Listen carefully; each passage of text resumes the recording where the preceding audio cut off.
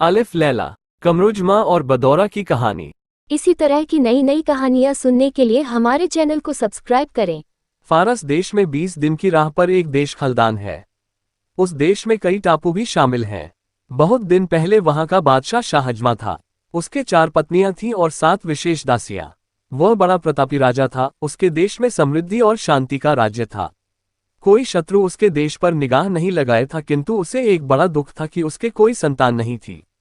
एक दिन उसने अपने मंत्री से कहा कि मेरी अवस्था व्यर्थ ही बीती जाती है और मेरे बाद इतने बड़े राज्य का क्या होगा, क्योंकि मेरे कोई संतान नहीं है। मालूम होता है भगवान भी मुझे भूल गया है। मंत्री ने कहा, पृथ्वीपाल, आप इस प्रकार की निराशा की बातें न करें। भगवान के घर देर है अंधेर नहीं। वह किसी को भूलता नहीं है। आप दीनतापूर्वक रात दिन भगवान से संतान की भीख मांगें। इसके अतिरिक्त फकीरों दरवेशों के आशीर्वाद ले तो मनोकामना पूर्ण होगी। मंत्री के परामर्श के अनुसार बादशाह ने पूरे जोर से धार्मिक कृत्य शुरू किए और फकीरों को खूब दान दिया और उनसे संतान का आशीर्वाद चाहा। कुछ काल के उपरांत उसकी रानी को गर्भ ठहर गया। 9 महीनों के बाद उससे एक पुत्र का जन्म हुआ। बादशाह की खुशी का ठिकाना नहीं रहा।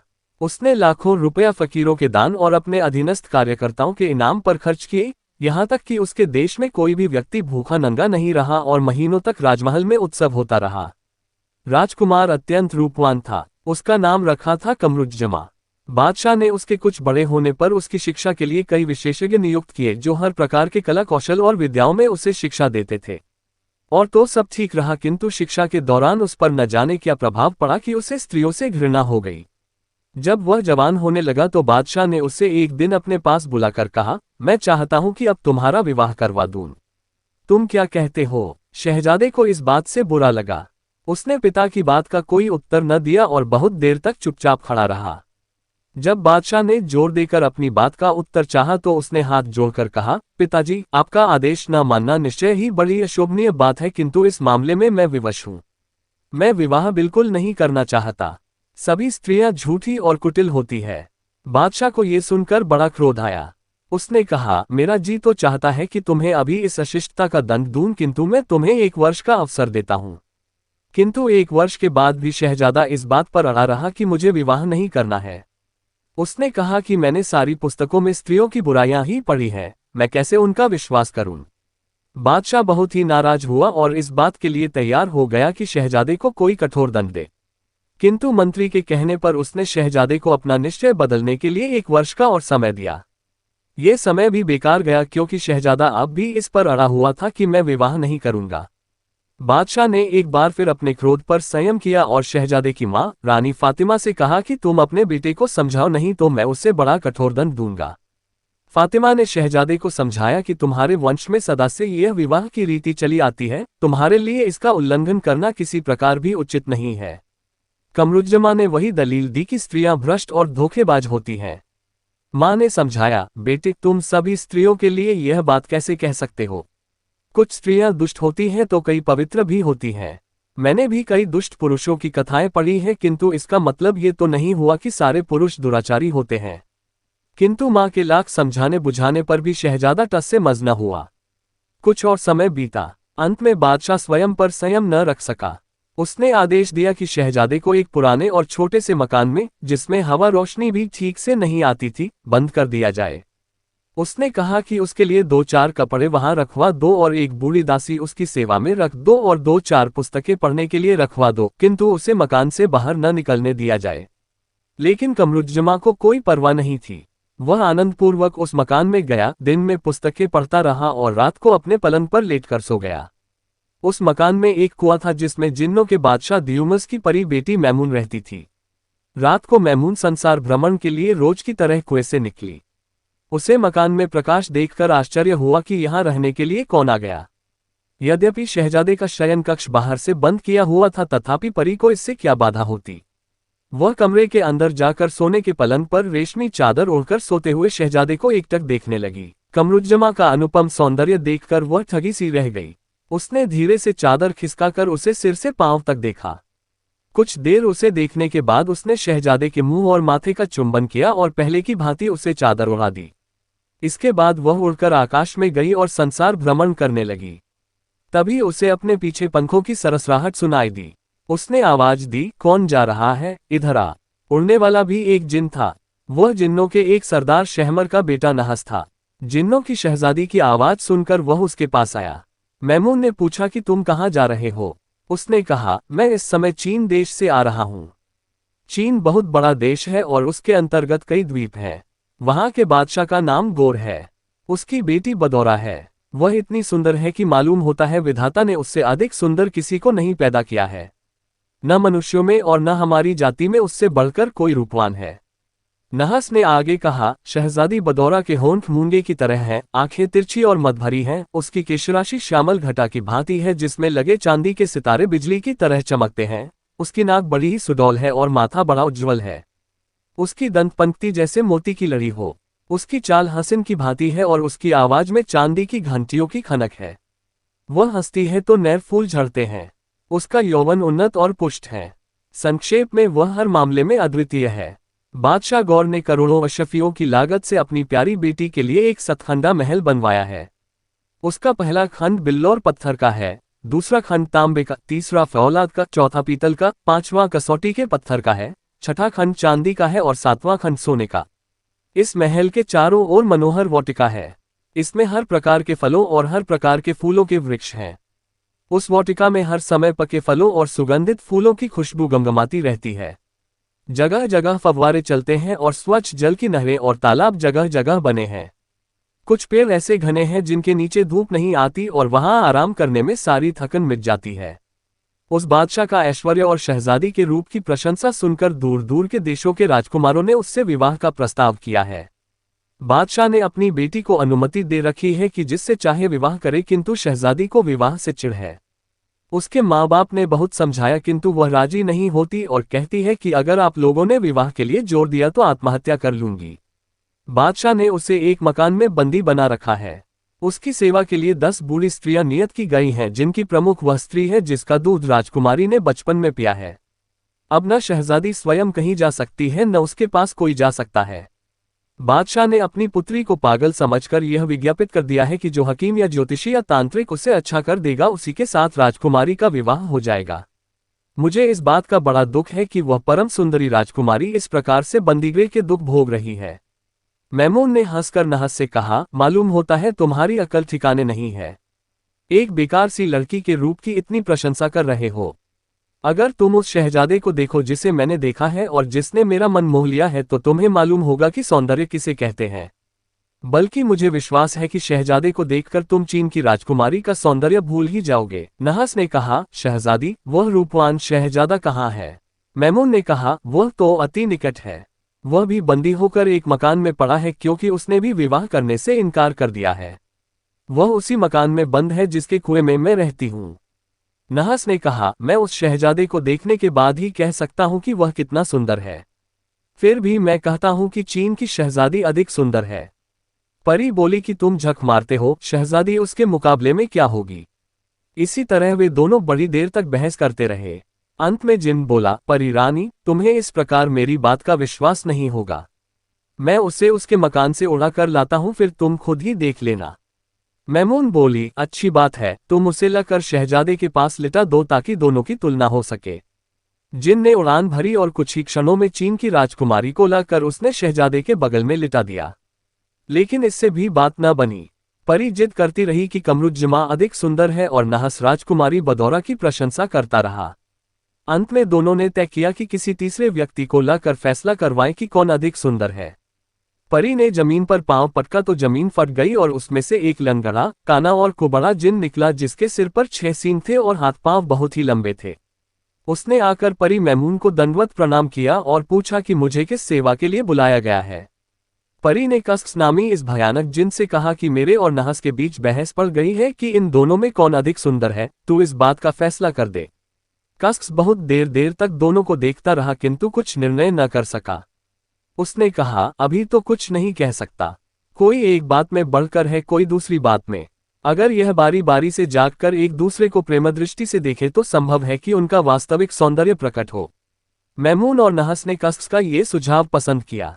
पहले मैमून खटमल बन गई और उसने शहजादे की गर्दन में जोर से काट लिया।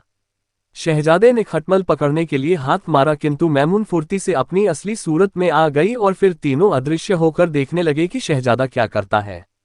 कमरुज्जमा ने आंखें खोली और शहजादी को अपने बगल में लेटा देखकर उस पर तुरंत मोहित हो गया। कहाँ तो उसे स्त्रियों के नाम से चिढ़ थी, कहाँ वह इतना प्रेम विवश हो गया कि बेतहाशा उसका मुख और कपोल चूमने लगा। इस बीच नहस के जादू से शहजादी बेखबर होकर सोती रही, उसे कुछ पता न चला।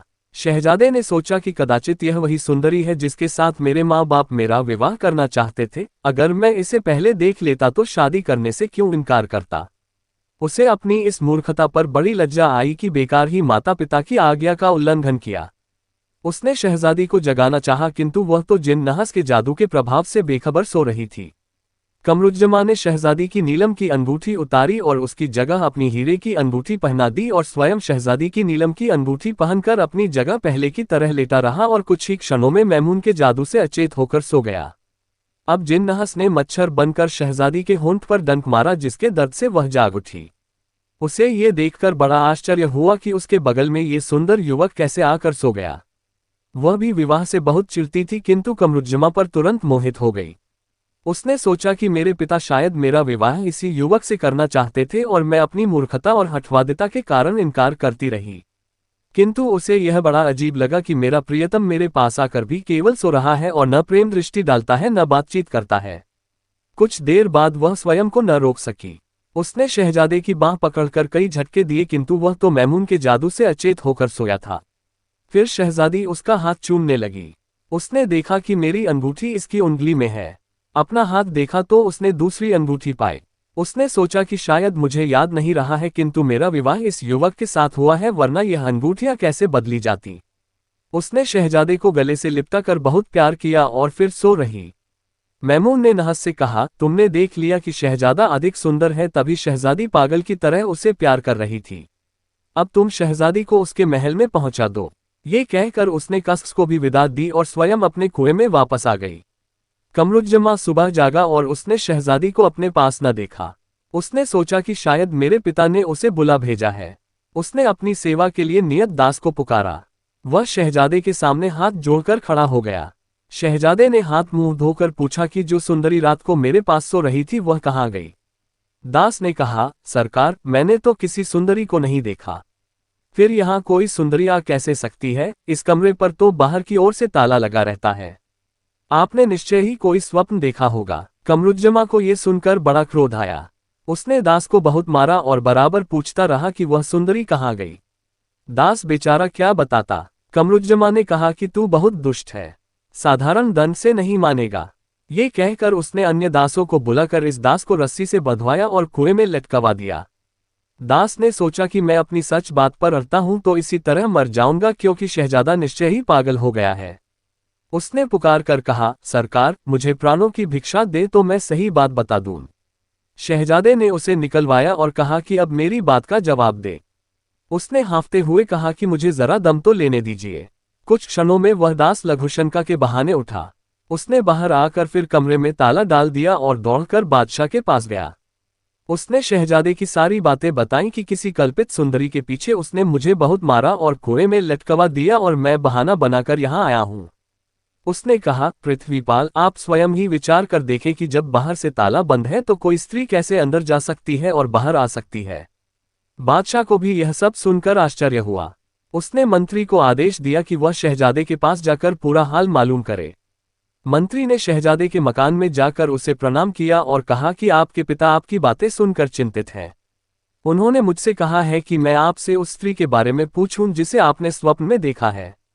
शहजादे ने कहा, इस दुष्ट दास के कहने से आपने भी समझ लिया कि मैंने स्वप्न देखा है। मेरा वास्तव में उसके साथ विवाह हो चुका है और मैं उसके विरह में आतुर हूं। बादशाह मुझे पहले ही उसे दिखा देते तो मैं विवाह से क्यों इनकार करता। मंत्री ने कहा, यह आप क्या कर रहे हैं? बंद कमरे में कोई स्त्री कैसे आ सकती है? आपने स्वप्न ही देखा होगा। शहजादा उन्मत्त हो ही रहा था। उसने मंत्री की दाढ़ी पकड़कर झटके दिए और उसे थप्पड़ मारे। मंत्री ने ये कहकर जान बचाई कि संभव है महाराज ने कोई स्त्री भेजी हो, मैं जाकर पूछता हूं। हो सकता है वह सारा हाल सुनने पर उसे फिर आपके पास भेजे। शहजादे ने कहा, बुढ़ू, अब तुम राह पर आए हो, जल्दी से जाओ और मेरी प्राणप्रिया को मेरे पास पहुंचाने का प्रबंध करो। मंत्री भागकर बादशाह के पास आया और कहा, मालिक, उस गुलाम की बात बिल्कुल ठीक है। शहजादे ने मुझे भी मारा है और अपनी कोमलांगी प्रेयसी को भिजवाने के लिए मुझसे कहा है। बादशाह की चिंता ये सुनकर और बढ़ी। उसने स्वयं शहजादे के पास जाकर बात करने का निश्चय किया। उसके पास जाकर कहा, बेटे, ये सब क्या मामला है? मेरी तो कुछ समझ में नहीं आ रहा है। तुम किस स्त्री की बात कर रहे हो कि वह तुम्हारे बगल में आकर सोई थी? ये भी समझ में नहीं आता है, जब कमरा बाहर से बंद था तो वह स्त्री यहां पर आई कैसे? शहजादे ने कहा, अब्बा हुजूर, मैंने उस स्त्री को स्वप्न में नहीं बल्कि सचमुच अपने पास लेटे देखा है। इस बात का प्रमाण यह अंगूठी है जो मैंने उससे बदली है। अगर मैंने स्वप्न में देखा होता तो यह अंगूठी मेरे पास कैसे आती? आप विश्वास मानिए कि मैं पूर्ण मानसिक स्वास्थ्य में हूं। न मैं मूर्ख हूं न पागल।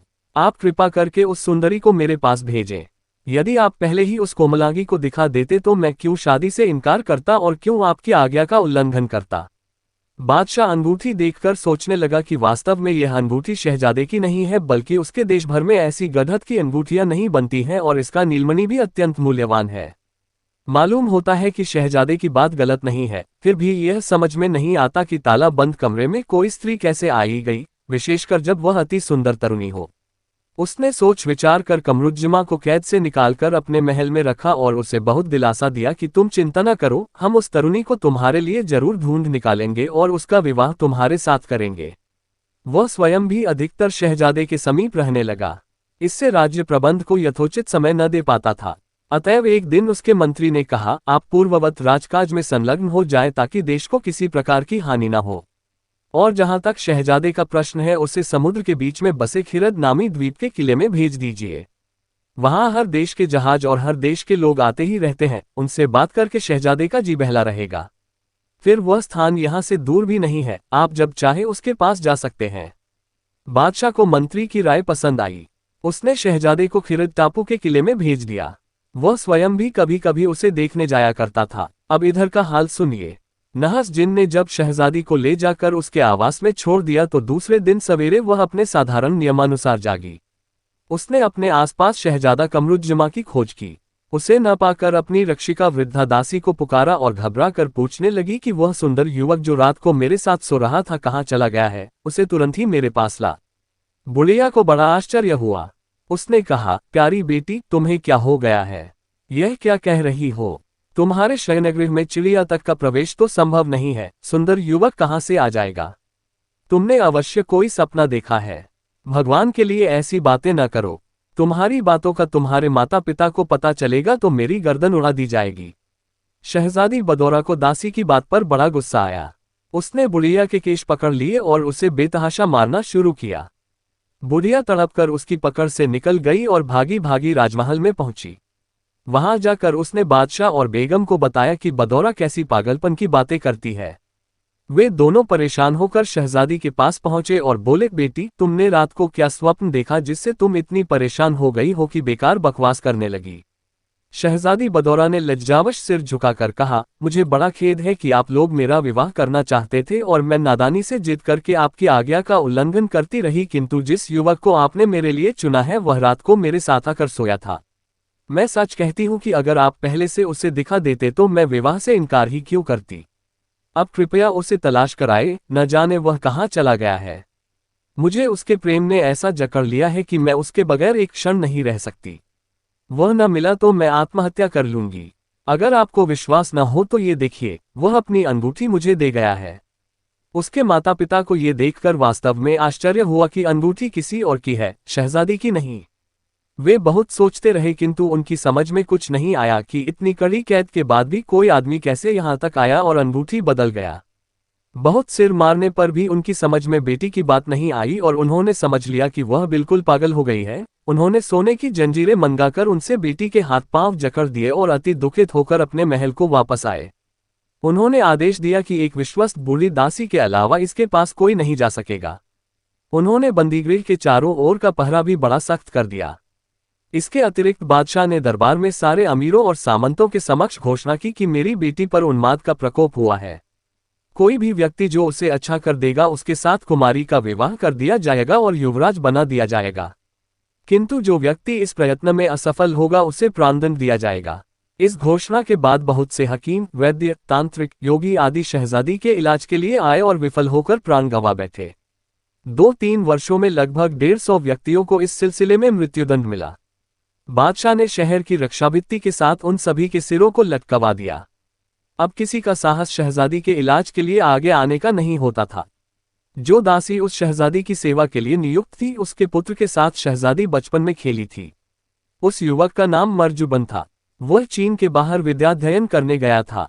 कई वर्ष बाद वह वापस लौटा तो उसे रक्षाभित्ति के साथ इतने सारे सिर लटके देखकर आश्चर्य हुआ। फिर वह अपने घर गया तो अपने घर वालों से बातों बातों में अपनी बचपन की सहेली शहजादी बदौरा का हाल पूछा। उसके संबंधियों ने बताया कि शहजादी पागल हो गई है। बादशाह ने उसे जंजीरों में जकड़कर कैदखाने में डाल दिया है। बादशाह ने घोषणा की है कि जो भी उसे अच्छा कर देगा उसके साथ शहजादी ब्याह दूंगा और उसे युवराज बना दूंगा, किंतु जो उससे अच्छा नहीं कर सका तो उसे मृत्युदंड दिया जाएगा। ये घोषणा सुनकर बहुत से गुणीजन, वैद्य, ज्योतिषी, प्रमलकर्ता, तांत्रिक आदि आए और इस प्रयत्न में असफल होकर प्राण गंवा बैठे। उन्हीं के सिरों को रक्षाभित्ति के सहारे लटकाया गया है। बाकी बातें तुम्हें अपनी माँ से मालूम होंगी। इस समय शहजादी के पास तुम्हारी माँ के अतिरिक्त किसी को जाने की अनुमति नहीं दी जाती। अपने सेवा कार्य से अवकाश पाकर मर्जबान की मां घर आई तो उसे बेटे के वापस आने से बड़ी प्रसन्नता हुई। मर्जबान के पूछने पर उसने राजकुमारी का हाल ब्यौरेवार बताया। मर्जबान ने पूछा कि क्या ये संभव है कि मैं गुप्त रूप से शहजादी से भेंट करूं और देखूं कि उसे क्या बीमारी है। उसकी मां ने कहा कि यह काम बड़ी जोखिम का है, किंतु जब मर्जबान ने बहुत जिद की तो उसने कहा कि मैं देखभाल कर बताऊंगी कि कुछ प्रबंध हो सकता है या नहीं। दूसरे दिन बुढ़िया जब शहजादी की सेवा के लिए गई तो उसने पहरे के सिपाहियों के प्रधान से कहा, भैया मैं तुम्हारी थोड़ी सी कृपा चाहती हूँ। उसने कहा, बोलो क्या चाहती हो। बुढ़िया बोली, तुम्हें शायद मालूम हो कि मेरी एक बेटी शहजादी ही की उम्र की है। दोनों ने एक साथ ही मेरा दूध पिया था। कई वर्ष पूर्व मैंने उसका विवाह कर दिया था। अब वह पहली बार ससुराल से आई है। उसने अपनी बचपन की सहेली का हाल सुना तो उसे बड़ी चिंता हुई है। वह उसे देखना चाहती थी, किंतु वह बड़ा सख्त पर्दा करती है और किसी को ये भी नहीं बताना चाहती कि वह कहाँ आती जाती है। तुम्हारी अनुमति हो तो मैं अपनी बेटी को शहजादी से मिलवा दूं। प्रधान रक्षक ने इसमें कोई हर्ज नहीं समझा। उसने कहा, एक पहर रात गए बादशाह शयन के लिए जाते हैं। तुम अपनी बेटी को उसी समय लाना। मैं इस मकान का दरवाजा खुला रखूंगा। शहजादी का मन बहलाने के लिए उसकी सहेली उससे मिले तो अच्छी ही बात होगी। अतएव बुढ़िया ने मर्जबान को जनाने कपड़े पहनाकर नकाब से उसका मुंह ढका और नियत समय पर शहजादी के आवास में ले गई। उसे बाहरी कमरे में छोड़कर शहजादी के पास जाकर बोली कि मेरा बेटा छद्मवेश में तुम्हारा हाल चाल पूछने आया है। शहजादी को अपने बचपन के साथी के आने पर प्रसन्नता हुई। उसने मर्जबान को बुलाया और जब वह प्रणाम करके दूर खड़ा हुआ तो बोली, मर्जबान भाई पास आओ। भाई बहन में क्या तकल्लुफ, मेरा जी बहुत घबरा रहा था। तुम्हारे साथ 2 घड़ी बात करके मेरी तबीयत बहलेगी। मर्जबान ने अपनी ज्योतिष, रमल आदि की पुस्तकें निकाली और शहजादी के रोग के निदान का प्रयत्न करने लगा। शहजादी बदौरा बोली, मर्जबान बड़े दुख की बात है कि तुम भी मुझे औरों की तरह पागल समझे हुए हो। मैं तुमसे जोर देकर कहती हूं कि मैं मानसिक रूप से बिल्कुल स्वस्थ हूं। जो लोग मेरे इलाज को आते हैं वे मेरी कहानी तो जानते नहीं, इसलिए मुझे पागल समझते हैं। ये कहने के बाद शहजादी बदौरा ने उसे सविस्तार बताया कि उसकी कैसे एक युवक से भेंट हुई जिसने उसके सोते में उसकी अंगूठी बदल ली। मैं पागल नहीं हूं। जिस समय मुझे मेरा प्रियतम मिल जाएगा मैं बिल्कुल ठीक हो जाऊंगी। मर्जबान ये सुनकर बहुत देर तो चुपचाप खड़ा रहा, फिर बोला, राजकुमारी, औरों ने चाहे आपकी बात का विश्वास न किया हो किंतु मुझे विश्वास है। आप निश्चिंत रहें, मैं आपके मनोवांछित पुरुष की खोज में जाता हूँ। ईश्वर की इच्छा हुई तो उसे खोज ही लाऊंगा। अगर ऐसा न हो सका तो मैं यहाँ मुंह न दिखाऊंगा। अब जब आप सुने कि मर्जबान नगर में है तो समझ ले कि आपका प्रियतम भी उसके साथ आया है। ये कहकर वह विदा हो गया। अपने नगर से निकलकर वह देश देश की, नगर नगर की यात्रा करता रहा और पूछताछ करता रहा, किंतु उसकी यह भी समझ में नहीं आया था कि क्या पूछे। संयोग से वह एक दिन वह सुंदर नगर में ठहरा हुआ था जो एक नदी के तट पर बसा हुआ था। यह उसके चीन से जाने के लगभग 4 महीने की बात है। कुछ सैलानियों ने उसे बताया कि फारस का शहजादा कमरुज्जमा अजीब तरह से उन्माद से ग्रस्त है।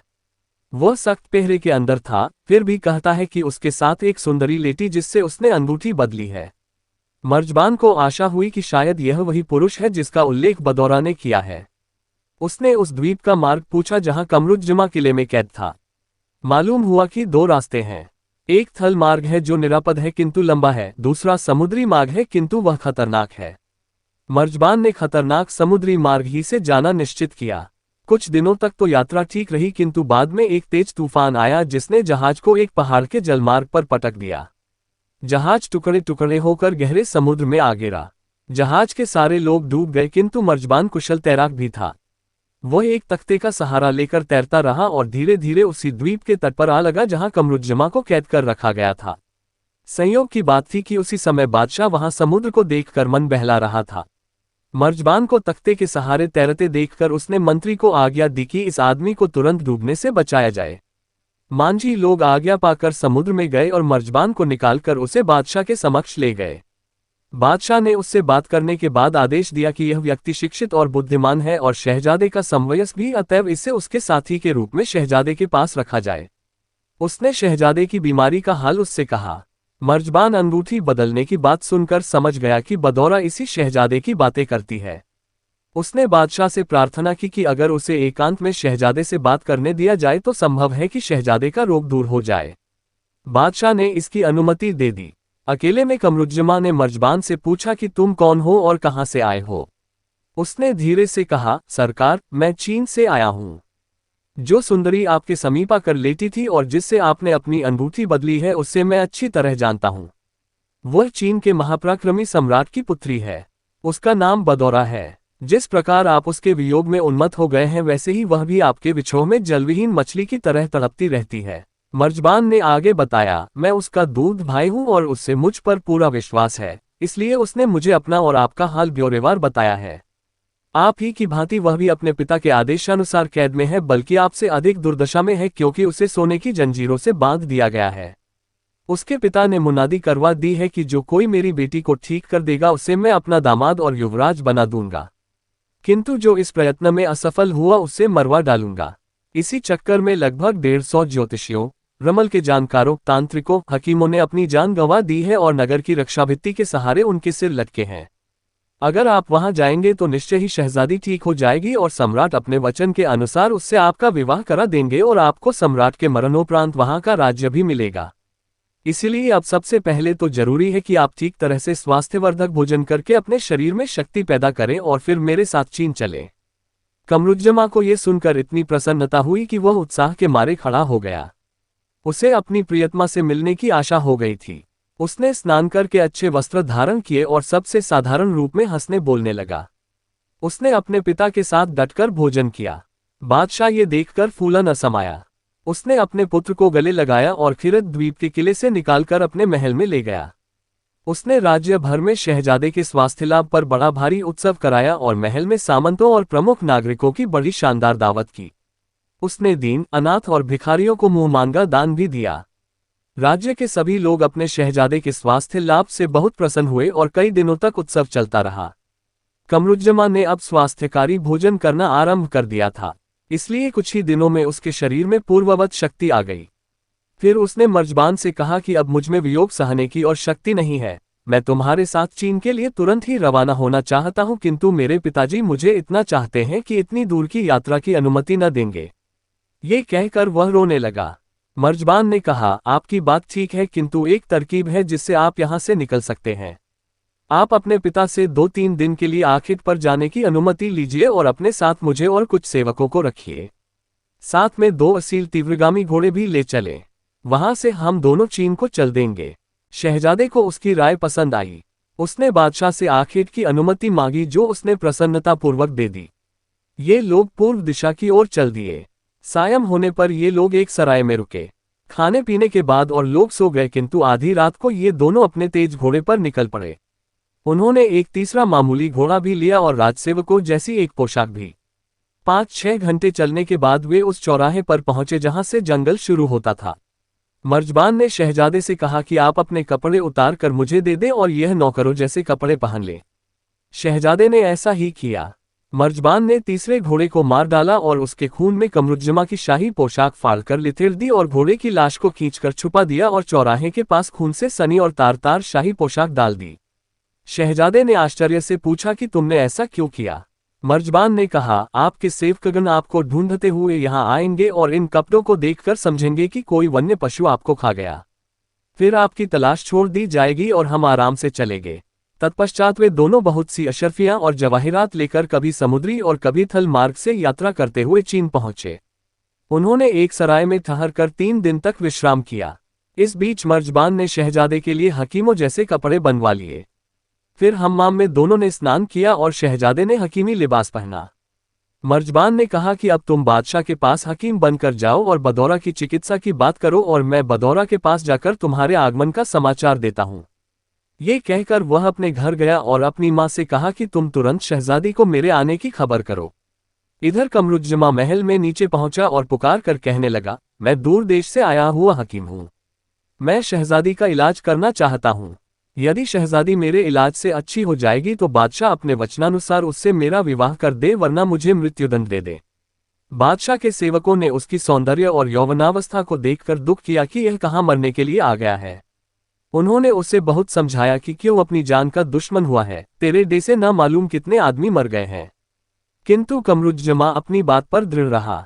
सेवक उसे सम्राट के पास ले गए। कमरुज्जमा दरबार में जाकर धड़धड़ाता हुआ सम्राट के बगल में बैठ गया। सम्राट को इस बात पर क्रोध आना चाहिए था, किंतु वह इस जवान हकीम की हालत पर तरस खाने लगा। उसके समझाने पर भी जब कमरुज्जमा न माना तो सम्राट ने उससे प्रतिज्ञा पत्र पर हस्ताक्षर कराए और बदौरा के आवास में उसे भेज दिया। वहां का प्रधान रक्षक शहजादे को बाहर बिठाकर बदौरा को बताने गया कि तुम्हारा इलाज करने के लिए एक हकीम आया है। शहजादी ने कहा, उसे भी लाओ। प्रधान रक्षक ने आकर कहा कि शहजादी तुम्हें बुलाती है। कमरुज्जमा ने कहा कि मेरे वहां जाने की जरूरत नहीं है, यहीं से उसे ठीक कर दूंगा। शहजादे ने कलम दबात निकालकर एक पत्र लिखा जिसमें उनकी मिलन रात्रि का वर्णन था और उस पत्र को बदौरा की अंगूठी के साथ बदौरा के पास भेज दिया।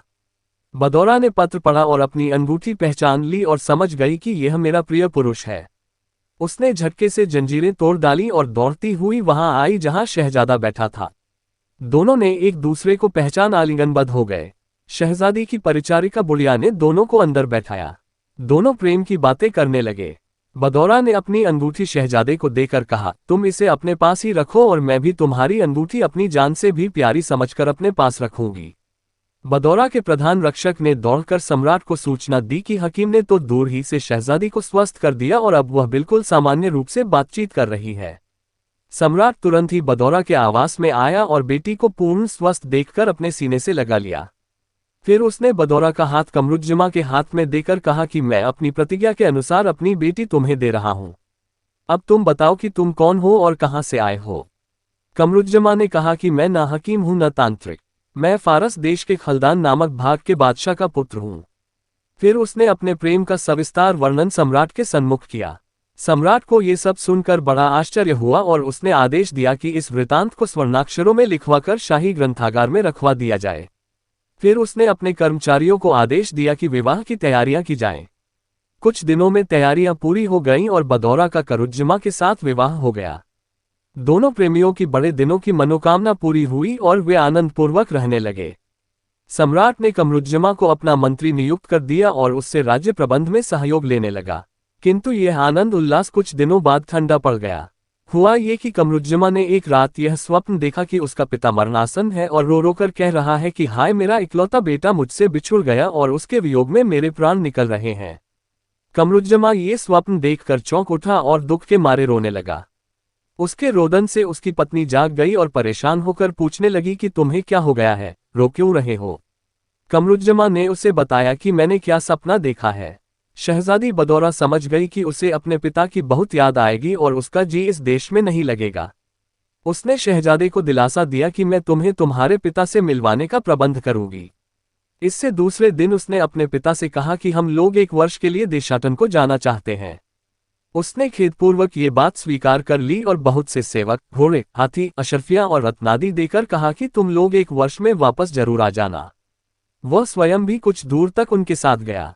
अब यहां से कमरुज्जमा पर नई विपत्तियां पड़नी शुरू हो गईं। 1 महीने की यात्रा के बाद वे लोग एक विशाल वन के किनारे पहुंचे। कमरुज्जमा थक गया। उसने बदौरा से कहा कि कहो तो यहाँ डेरा डालकर कुछ समय तक आराम कर ले। बदौरा भी यही चाहती थी। उसने कहा कि मैं तुमसे भी अधिक थक गई हूँ, यहाँ तक कि यात्रा में हमारे बहुत से सेवक पीछे छूट गए हैं, वे भी हम लोगों के साथ आकर मिल जाएंगे। कमरुज्जमा की आज्ञा पाकर उसके सेवक फर्राशों ने सघन पेड़ों की छाया में तंबू लगा लिया। उनके अन्य साथी और सैनिक भी अपने तंबू तान बैठे। बदौरा गर्मी और थकन से बड़ी व्यथित थी। वह डेरे के सज जाने पर उसमें जाकर उसमें बिछे पलंग पर लेट गई और लेटते ही सो गई। कुछ समय के बाद बाहरी प्रबंध की देखभाल करके कमरुज्जमा भी वहां आया और पत्नी के बगल में लेट रहा। बदौरा ने लेटने से पहले अपनी कमर का पटका खोलकर वहीं पास में डाल दिया था। ये पटका रत्नजड़ित था और इसमें जरदोजी के काम का एक बटुआ भी बंधा था। कौतूहलवश शहजादे ने वह बटुआ उठाया तो मालूम हुआ कि उसके अंदर कोई ठोस और कठोर सी वस्तु है। कमरुज्जमा ने बटुआ खोलकर उसे निकाला तो देखा कि वह एक बड़ा सा लाल था जिस पर कुछ यंत्र जैसा बना था। शहजादे को ताज्जुब हुआ कि बदौरा ने उसे सुरक्षापूर्वक किसी पेटिका में न रखकर ऐसी बेपरवाही से क्यों फेंक दिया। वास्तव में ये यंत्र बदौरा की मां ने उसकी रक्षा के लिए दिया था। शहजादा उसे डेरे से बाहर लाया ताकि प्रकाश में उसके अक्षर पढ़ सके, किंतु तभी एक पक्षी उसे उसके हाथ से लेकर उड़ गया। शहजादे को बड़ी परेशानी हुई कि उसकी प्रिया की यह अमूल्य वस्तु उसके हाथ से ही निकली। उसने पक्षी का पीछा किया। पक्षी कुछ दूर जा बैठा। जब शहजादा उसके पास गया तो वह उड़कर फिर कुछ दूर जा बैठा। शहजादा फिर उसके पास पहुंचा तो पक्षी ने वह लाल निगल लिया और फिर कुछ दूर तक उड़कर बैठ गया। कमरुज्जमा इसी प्रकार उसका पीछा करता रहा। शाम तक वह पक्षी इसी प्रकार कमरुज्जमा को भटकाता रहा। कमरुज्जमा अपने लश्कर से दूर निकल गया था और उसे दिशा ज्ञान भी नहीं रहा। उसने पेड़ों के कुछ फल खाए और एक पेड़ की छांव में सो रहा। सवेरे उसने देखा कि वह पक्षी उसी पेड़ पर बैठा है। कमरुज्जमा ने उसे पकड़ना चाहा तो वह फिर उड़कर दूर जा बैठा। इसी प्रकार दूसरे दिन भी उस पक्षी ने कमरुज्जमा को दिन भर अपने पीछे दौड़ाया। वह बेचारा दिन भर पक्षी का पीछा करता और रात को किसी पेड़ के नीचे सो रहता। वह सोचता कि वापस जाऊं भी तो लश्कर का पता कहाँ मिलेगा। इससे अच्छा है कि इस पक्षी को पकड़कर इसके अंदर से मानिक निकाल लूं। 11वें दिन वह पक्षी एक नगर के समीप पहुंचा। कमरुज्जमा भी उसके पीछे पीछे चला।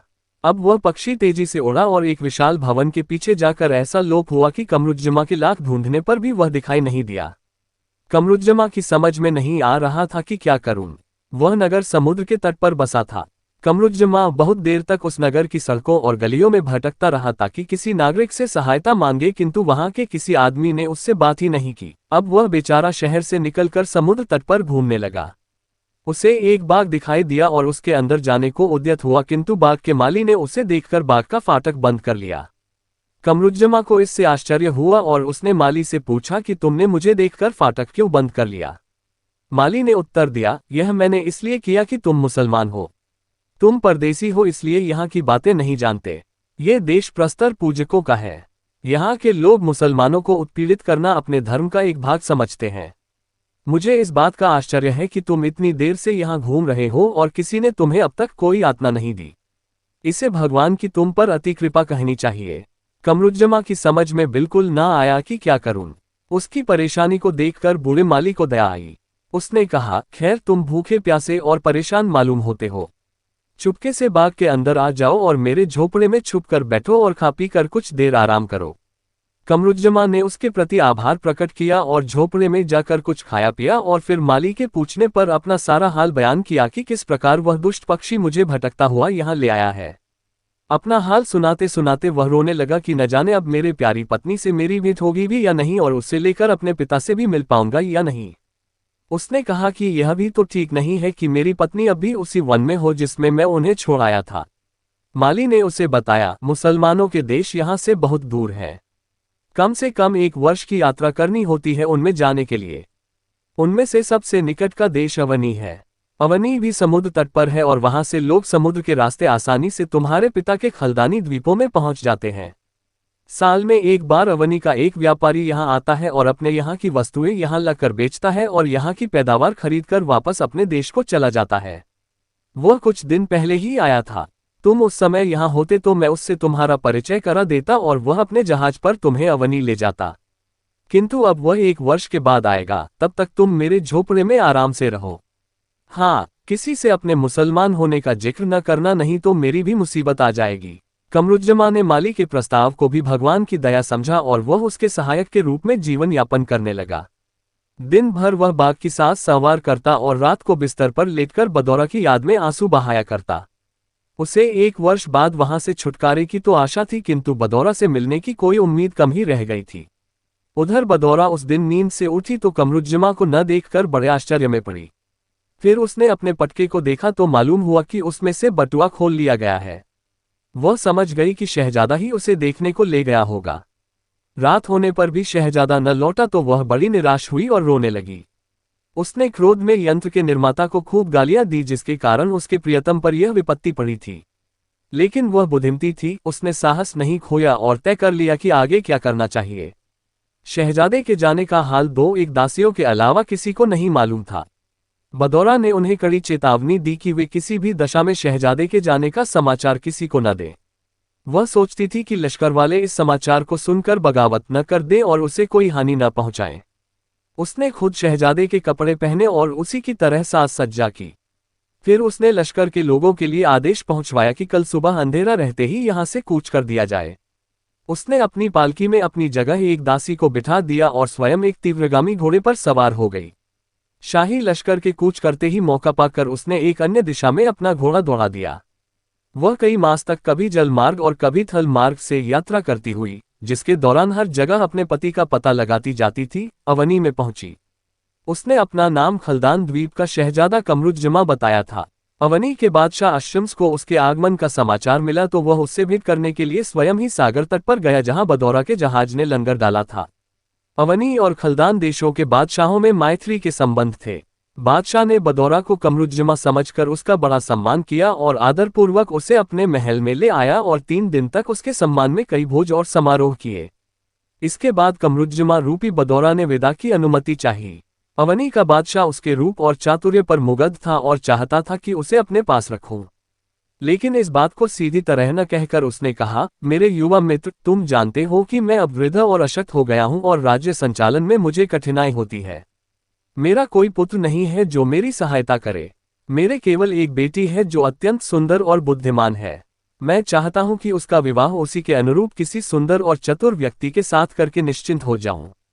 तुम हर तरह से उसके योग्य हो, इसलिए मैं चाहता हूं कि तुम उससे विवाह कर लो और मेरे राज्य के उत्तराधिकारी बन जाओ। तुम्हें इस बारे में क्या कहना है? बदौरा बड़ी उलझन में पड़ी। सोचने लगी, यदि मैं वास्तव में पुरुष होती तो इससे अच्छा अवसर मेरे जीवन में आना नहीं था। लेकिन मैंने तो मजबूरी में यह वेश धारण किया है। मैं राजकुमारी के साथ विवाह कैसे कर सकती हूँ? सुहागरात ही में मेरा भेद खुल जाएगा और फिर सभी अपने परायों में मेरा न जाने कितना अपमान होगा। और अगर मैं विवाह से इनकार करती हूं तो बादशाह नाराज हो जाएगा और नाराज होकर न जाने मुझ पर क्या क्या अत्याचार करे, संभव है आजीवन कारावास दे दे। अभी तक मेरे पति का भी पता नहीं चला है और मुझे उसका पता लगाना है। ये सब सोचकर उसने विवाह के लिए स्वीकृति इस शर्त पर दे दी कि 1 दिन का अवकाश दिया जाए, जिसमें साथ के लोगों की सलाह भी ले ली जाए। बादशाह ने इसकी अनुमति दे दी और अपने सामंतों और दरबारियों को बुलाकर कहा कि मैंने इस नवागंतुक से अपनी बेटी का विवाह करने का निश्चय किया है। आप लोग इस बारे में क्या कहते हैं? उन लोगों ने कहा कि आपका निर्णय अत्युत्तम है। अतएव बड़ी धूमधाम से कमरुज्जमा बनी हुई बदौरा का विवाह अवनी की शहजादी के साथ हो गया। इसके बाद बादशाह ने उतनी ही धूमधाम से अपने तथाकथित दामाद को युवराज बनाने की रस्म पूरी की और राज्य का प्रबंध उसके सुपुर्द कर दिया। सभी सामंतों ने उसे भेंटें दी। रात को बदौरा को शहजादी के शयन कक्ष में पहुंचा दिया गया। बदौरा आधी रात तक ईश्वर की वंदना में लगी रही और जब शहजादी सो गई तो पलंग के किनारे खुद भी सो गई। अवनी की रस्म थी कि बेटी का उसके पति से प्रथम संभोग होने पर बड़ी धूमधाम से समारोह किया जाता था। इसलिए दूसरे दिन बादशाह ने इशारे से अपनी बेटी से रात का हाल पूछा। शहजादी सिर झुकाकर बैठी रही। उसकी उदासी देखकर बादशाह समझ गया कि इसकी इच्छा पूर्ति नहीं हुई। उसने कहा, शायद तुम्हारा पति दिन के कामकाज के कारण कल रात को बहुत थक गया था, इसलिए तुमसे बोला चाला नहीं। आज की रात देखो क्या होता है। लेकिन होना क्या था, उस रात भी बदौरा अलग थलग होकर लेटी रही। दूसरे दिन बादशाह को मालूम हुआ तो वह क्रोध से भर गया। वह कहने लगा, इस युवक में इतनी धृष्टता आ गई कि मेरी बेटी का अपमान कर रहा है। अगर आज रात भी वह इसी तरह अलग थलग रहा तो मैं कल उसे मृत्युदंड दूंगा। उससे छुटकारा पाने पर मेरी बेटी का दूसरा विवाह तो हो सकेगा। तीसरी रात को भी आधी रात तक ईश्वरना करने के उपरांत जब बदौरा शहजादी को सोता जानकर पलंग पर एक और लेटी तो शहजादी उठ बैठी और बोली, प्यारे, आखिर बात क्या है? 2 रातें हो गईं और तुमने मुझे स्पर्श करना तो क्या मुझसे बात तक नहीं की। मैं तो तुम पर जी जान से मुग्ध हूं और तुम बात भी नहीं करते। मुझसे क्या अपराध हुआ है जो तुम क्रुद्ध हो? मुझमें कोई कमी है जिससे तुम असंतुष्ट हो? मेरे पिताजी कहते थे कि अगर बेटी आज रात को भी कुंवारी रही तो दामाद को मरवा डालूंगा। बदौरा ये सुनकर अत्यंत व्याकुल हुई किंतु चुप रही। वह सोच रही थी कि अपना असली भेद बताती हूं तो बादशाह धोखेबाजी पर जरूर मुझे मरवा देगा और अगर चुप रहती हूं तो भी उसकी कोपाग्नि में मुझे जल मरना ही होगा। उसे चुप देखकर शहजादी उससे लिपट गई और कहने लगी, प्राणप्रिय, मेरी समझ में कुछ नहीं आ रहा। तुम्हारे चेहरे का रंग क्यों उड़ गया? तुम अपनी चिंता मुझे क्यों नहीं बताते? मैं तुम्हारी पत्नी हूं, हर प्रकार तुम्हें सुखी ही देखना चाहती हूं। ये सुनकर बदौरा की अश्रुधारा बह निकली और उसे अशक्तता के कारण गशी आने लगी। किंतु उसने स्वयं को स्थिर किया और बोली, मेरी प्यारी, मैंने तुम्हारा बड़ा उपकार किया है। मैं अपना सारा वृतांत तुमसे ब्यौरेवार कहती हूं, इसके बाद तुम्हें अधिकार होगा कि चाहे मेरी मजबूरी देखकर मुझे क्षमा कर दो या अपराधी समझकर मरवा डालो। उसने शहजादी को अपनी छाती खोलकर दिखाए और बोली, बहन, मैं भी तुम्हारी तरह औरत हूं। मैं चीन के सम्राट की बेटी हूं। अब अपना पूरा हाल कहती हूं। ये कहकर बदौरा ने आरंभ से लेकर उस दिन तक की सारी आपबीती विस्तारपूर्वक शहजादी को सुनाए। फिर वह हाथ जोड़कर बोली, मेरी तुमसे प्रार्थना है कि जब तक मेरे पति का पता न चले तुम मेरा ये भेद छुपाए रखो। मुझे पूरी आशा है कि उससे भेंट अवश्य होगी। जब वह आ जाए तो तुम भी उससे विवाह करके मेरे साथ सपत्नी बनकर रहना। हम दोनों मिलकर उसकी सेवा करेंगे और बहनों की तरह आपस में प्रीतिपूर्वक रहेंगे। अवनी की शहजादी बदौरा के साहस से बड़ी प्रभावित हुई और बोली, तुमने मुझे सब कुछ बताकर बहुत अच्छा किया। अब तुम पुरुष के रूप में निश्चिंत होकर राजकाज करो, तुम्हें कोई कुछ नहीं कहेगा। सब मुझ पर छोड़ दो। दूसरे दिन शहजादी ने अपनी दासियों को ऐसे इशारे दिए जिनसे स्पष्ट हो गया कि उसके साथ उसके पति ने संभोग कर लिया है। पहले भी रात में उसने ऐसी ध्वनियां की जिससे बाहर बैठी हुई दासियां समझे कि रात कार्य हो रहा है। अतएव दूसरे दिन खूब धूमधाम हुई। बदौरा दिन भर राजकाज करती और रात को दोनों सहेलियां एक दूसरे का आलिंगन करके सो जाती। उधर कमरुज्जमा प्रस्तर पूजकों के देश में माली के साथ रहता हुआ मालीगिरी में दिन बिता रहा था। एक दिन माली ने कहा, आज यहाँ प्रस्तर पूजकों का महोत्सव है। आज के दिन यहाँ के लोग न खुद काम करते हैं न किसी को करने देते हैं। आज वे मुसलमानों या किन्हीं अन्य धर्मावलंबियों को दुख भी नहीं देते। तुम आराम से नगर में घूमो और वहां के खेल तमाशे देखो। मैं भी अपने मित्रों के पास जा रहा हूं। मैं उनसे पूछूंगा कि अवनी वाला जहाज कब छूटेगा ताकि मैं तुम्हारे लिए यथेष्ट खाद्य सामग्री उस पर रख दूं। ये कहकर माली समुद्र की ओर चल दिया। कमरुज्जमा का जीना चाहा कि नगर में जाकर वहां के खेल तमाशों में मन बहलाए। वह खाली समय पाकर अपनी पत्नी की याद में रोने लगा। कुछ देर में उसने स्वयं को संभाला और निरुद्देश्य इधर उधर देखने लगा। इतने में उसने देखा कि समीप के वृक्ष पर 2 पक्षी आकर लड़ने लगे। काफी देर की लड़ाई के बाद उनमें से एक पक्षी मरकर नीचे गिर पड़ा और दूसरा उड़ गया। कुछ ही देर में उसी प्रकार के किंतु बड़े डील डौल वाले 2 पक्षी आए और मृत पक्षी के सिर और दुम की ओर बैठकर सिर हिलाने लगे जैसे उसकी मृत्यु पर शोक कर रहे हों। फिर उन्होंने चोंचों और पंजों से एक गड़ा खोदकर मृत पक्षी को उसमें गाड़ा और उड़ गए। कुछ देर में वे उस पक्षी को, जिसने पहले पक्षी को मारा था, अपने पंजों में दबा लाए और उसे भूमि पर रखकर उन्होंने उसके पंख नोच डाले और शरीर के टुकड़े टुकड़े कर दिए। इसके बाद वे उड़ गए। कमरुज्जमा ने कौतूहलवश मृत पक्षी के पास जाकर देखा तो उसे उसकी आंतों में कुछ चमकदार सी चीज दिखाई दी।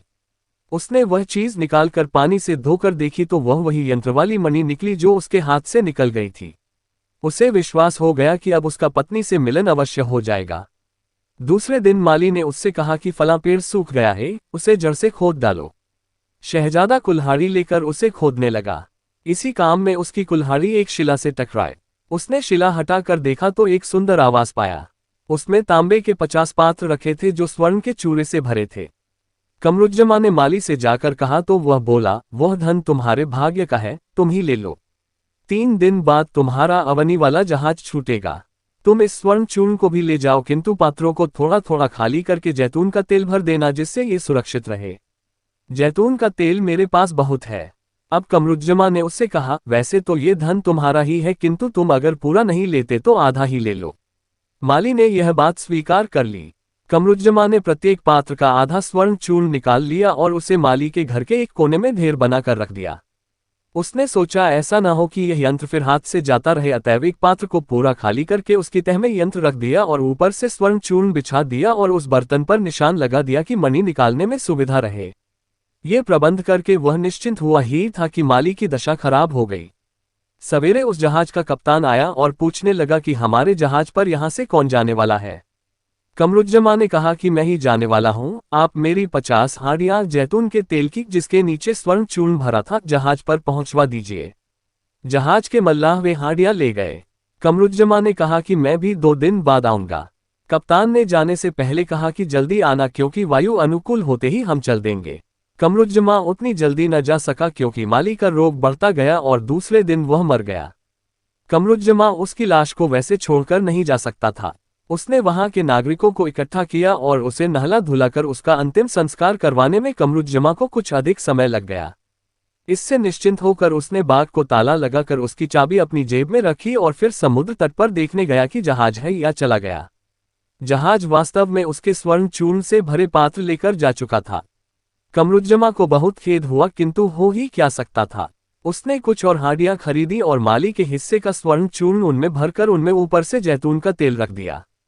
इन्हें सुरक्षित स्थान में रखकर उसने बाग के मालिक को चाबी देने के बजाय खुद बाग में रहने लगा और माली की जगह स्वयं उसकी देखभाल करने लगा क्योंकि अब तो उसे 1 साल और काटना ही था। उधर वह जहाज अनुकूल वायु पाकर शीघ्र ही अवनी देश में पहुंचा। बदौरा हर नए जहाज को देखती थी कि शायद उसका पति उसमें आया हो। इस जहाज को भी देखने पहुंची। उसने बहाना बनाया कि मुझे जहाज से कुछ व्यापार की वस्तुएं खरीदनी हैं। उसने जाकर जहाज के कप्तान से पूछा कि तुम कहां से आ रहे हो और जहाज में क्या क्या माल है। कप्तान ने कहा कि जहाज पर हमेशा यात्रा करने वाले व्यापारी ही हैं और माल भी वही है जिसे यह जहाज साधारण तौर पर लाता है, अर्थात सादा और छपाईदार कपड़ा, जवाहिरात, सुगंधियां, कपूर, केसर, जैतून आदि। बदौरा को जैतून बहुत पसंद था। उसने कहा कि मुझे तुम्हारा सारा जैतून और उसका तेल चाहिए और उसका मुंह मांगा दाम दे दिया जाएगा। सारा जैतून अभी उतरवाओ। कप्तान ने सारा जैतून उतरवाया और माल के दाम तो व्यापारियों को वही दे दिए, किंतु कप्तान ने कहा कि एक व्यापारी पीछे छूट गया है, उसकी जैतून के तेल से भरी 50 हांडियां भी मेरे पास हैं। बदौरा ने कहा मुझे वह भी खरीदना है, तुम इसका दाम अगली बार जाने पर उस व्यापारी को दे देना। उसने उस माल का दाम भी पूछा। कप्तान ने कहा कि वह बहुत छोटा व्यापारी था, आप इस माल के 4,500 रुपये दे दें। बदौरा ने कहा नहीं, जैतून के तेल के भाव ऊंचे हैं, तुम्हें इसके लिए 9,000 रुपये मिलेंगे जो तुम इसके मालिक को अपना किराया काट कर दे देना। किसी निर्धन व्यापारी की अनुपस्थिति का अनुचित लाभ उठाना ठीक नहीं है। बदौरा के सुपुर्द वे हांडियां करके जहाज के कप्तान ने अन्य व्यापारियों का माल उतरवाया। बदौरा हांडियों को महल में ले गई और उन्हें खोलकर देखने लगी। उसे ये देखकर बड़ा आश्चर्य हुआ कि आधी आधी हांडियां स्वर्ण चूर्ण से भरी थीं। एक हांडी की तह में उसे वही यंत्र मिला जिसके साथ उसका पति गायब हो गया था। वह उसे देखकर अचेत हो गई। दासियों ने बेदमुश्क का अरक और अन्य दवाएं छिड़ककर उसे प्रकृतिस्थ किया। होश में आने पर वह बहुत देर तक उस यंत्र को चूमती और आंखों से लगाती रही। उसने दासियों के सामने तो कुछ न कहा, किंतु अपनी सहेली यानी अवनी की शहजादी को एकांत में जैतून के तेल की हांडियों, स्वर्ण चूर्ण और मणि पर अंकित यंत्र का हाल बताया और कहा कि अब मुझे आशा हो गई है कि जिस प्रकार मेरे हाथ ये यंत्र वापस आया है उसी प्रकार मेरा पति भी वापस आएगा। दूसरे दिन बदौरा फिर समुद्र तट पर गई और उसने उस जहाज के कप्तान को बुला भेजा और उसे उस व्यापारी का विस्तृत हाल पूछा जिसकी जैतून के तेल की हांडियां थीं। कप्तान ने उसे बताया वह है तो मुसलमान किंतु प्रस्तर पूजकों के देश में रहता है। वह एक बूढ़े माली के साथ रहता है और उसी के साथ बाग में काम करता है। मैंने स्वयं बाग में उससे भेंट की थी। उसने कहा था कि मेरा माल जहाज पर ले चलो और कुछ समय के पीछे मैं भी आता हूं। मैंने 2-3 दिन तक उसकी प्रतीक्षा की, किंतु न मालूम क्या कारण हो गया कि वह नहीं आया। मैंने मजबूरी में जहाज का लंगर उठा दिया क्योंकि बाद में अनुकूल वायु न रहती। अब बदौरा ने अपने युवराज और मंत्री होने के अधिकार का प्रयोग किया। उसने सारे व्यापारियों और कप्तान का माल जहाज से उतरवा कर जब्त कर लिया और कप्तान से बोली, तुम्हें नहीं मालूम कि उस आदमी को न लाकर तुमने कितना बड़ा अपराध किया है। मुझे खजांची से मालूम हुआ कि वह आदमी हमारा लाखों का देनदार है और भगा हुआ है। तुम तुरंत ही जहाज को वापस ले जाओ और उस व्यक्ति को लेकर मेरे सुपुर्द करो। जब तक तुम यह न करोगे तुम्हारा और अन्य व्यापारियों का माल नहीं छोड़ा जाएगा। ये भी समझ लो कि अगर तुम उसे यहां न लाए तो तुम्हें कठोर दंड दिया जाएगा। अब देर न करो, तुरंत प्रस्तर पूजकों के देश की ओर रवाना हो जाओ क्योंकि उधर जाने के लिए वायु अनुकूल है। कप्तान बेचारा जहाज लेकर तुरंत ही प्रस्तर पूजकों के देश की ओर चल दिया। कुछ ही दिनों में वह वहां पहुंच गया। उसने जहाज का लंगर डाला और एक नाव पर कुछ खलासियों को लेकर बैठा तो तट पर उतरा। बाग बस्ती के किनारे था। वहां जाकर उसने आवाज दी कि दरवाजा खोलो। कमरुज्जमा कई रातों से बदौरा की याद और माली की मृत्यु से दुखी होकर ठीक से सोया नहीं था। वह इस समय सो रहा था। लगातार आवाजों और दरवाजा भड़भड़ाए जाने से वह उठा और द्वार खोलकर उसने पूछा कि क्या बात है, तुम लोग क्यों शोर कर रहे हो? कप्तान और उसके साथ के खलासियों ने इसकी बात का कोई उत्तर न दिया। वे एक साथ उस पर टूट पड़े और उसके लाख चीख पुकार करने पर भी वे लोग उसे अपने जहाज पर ले गए और यह काम पूरा होते ही उन्होंने जहाज का लंगर उठा दिया। जब जहाज चल पड़ा तो कमरुज्जमा से पूछा कि अब तो मुझे बताओ कि मेरा कसूर क्या है, तुमने मुझे पकड़कर क्यों जहाज पर चढ़ाया है और अब मुझे कहाँ लिए जा रहे हो? कप्तान ने कहा कि तुम पर अवनी के बादशाह का लाखों का कर्ज है और हमें आदेश है कि तुम्हें पकड़कर शीघ्रातिशीघ्र अवनी के बादशाह के सामने पेश करें। कमरुज्जमा ने कहा, भाई, जरूर उसे कोई भ्रम हुआ है। मैंने कभी उस बादशाह की सूरत भी नहीं देखी है। ये कैसे संभव है कि मैंने उसका लाखों का ऋण लिया हो? कप्तान ने कहा, हम तो उस बादशाह के आदेश का पालन मात्र कर रहे हैं। हम तुम्हारे साथ होने वाले न्याय अन्याय का फैसला नहीं कर सकते, किंतु मैं तुम्हें विश्वास दिलाता हूं कि वह बादशाह बहुत ही न्यायप्रिय है और यदि उसने वास्तव में भ्रमवश ही तुम्हें गिरफ्तार करने का आदेश दिया है और तुम वास्तव में निरपराध हो तो विश्वास रखो कि तुम्हारे साथ पूरा न्याय किया जाएगा और तुम्हें कोई दुख नहीं पहुंचेगा। कम से कम यात्रा के दौरान तुम्हारी सुख सुविधा का पूरा ध्यान रखा जाएगा क्योंकि इसके लिए मुझे आदेश मिला है। जहाज कुछ ही दिनों में अवनी द्वीप में पहुंच गया। कप्तान ने तट पर पहुंचते ही युवराज बनी हुई बदौरा को समाचार भिजवाया कि आपका देनदार कैदी आ गया है। कुछ देर में वह खलासियों के बीच घिरे हुए कमरुज्जमा को लेकर युवराज के पास पहुंचा। बदौरा उसे मैले कुचैले और फटे पुराने कपड़ों में देखकर दुखी हुई। उसका जी चाहा कि दौड़कर पति से लिपट जाए, किंतु ये सोचकर रुक गई कि सब लोगों के सामने रहस्योद्घाटन ठीक न होगा। उसने कमरुज्जमा को एक सरदार को सौंपा और कहा कि इसे नहला धुलाकर ठीक तरह के कपड़े पहनाओ और कल सुबह मेरे पास लाओ। दूसरे दिन जब कमरुज्जमा को उसके पास भेजा गया तो बदौरा ने कप्तान और व्यापारियों का सारा माल वापस कर दिया और साथ ही कप्तान को खिलत सम्मान वस्त्र और 2500 रुपये का पारितोषिक भी दिया। उसने कमरुज्जमा को भी एक उच्च राजपद दिया और हमेशा उसे अपने साथ रखने लगी। कमरुज्जमा बिल्कुल न पहचान सका कि यही उसकी पत्नी है और उसे अपने कृपालु स्वामी की तरह मानता रहा। एक रात को बदौरा ने उसे यंत्रयुक्त मणि दिखाकर कहा, तुम तो बहुत सी विद्याएं जानते हो, इसे देखकर बताओ कि यह क्या चीज है और इसे अपने पास रखने का फल श्रेष्ठ होगा या नेष्ट। कमरुज्जमा को वह यंत्र देखकर बड़ा आश्चर्य हुआ कि वह इस जगह कैसे आ गया। उसने कहा, मेरे मालिक, ये चीज बहुत ही अशुभ है। ये पहले मेरे हाथ आई और इसके कारण मुझ पर बड़ी बड़ी मुसीबतें आई और इसने लगभग अधम हुआ कर दिया। इसी के कारण मेरी पत्नी मुझसे छूट गई जिसके वियोग में मैं रात दिन तड़पता रहता हूं। अगर मैं आपको पूरी कहानी सुनाऊं तो आपको भी मुझ पर दया आएगी। बदौरा ने कहा, तुम्हारी कहानी को विस्तारपूर्वक बाद में सुना जाएगा। अभी तुम कुछ देर यहीं पर मेरी प्रतीक्षा करो, मुझे कुछ देर के लिए विशेष काम है। ये कहकर वह अंदर वाले कमरे में चली गई। वहां जाकर उसने रानियों जैसे वस्त्र पहने और कमर में वही पटका बांधा जिसमें से खोलकर कमरुज्जमा उसका बटुआ ले गया था और फिर से बटुए में से यंत्रचित मणि को निकालकर देखने लगा था, जिसके बाद पक्षी उसे ले भाग था। कमरुज्जमा ने इस वेश में अपनी पत्नी को पहचान लिया और दौड़कर उसे अपनी बाहों में भर लिया। वह कहने लगा, यहाँ के युवराज की सेवा मुझे कितनी फली कि इतने समय बाद मैं अपनी प्राणप्रिया से मिल सका हूँ।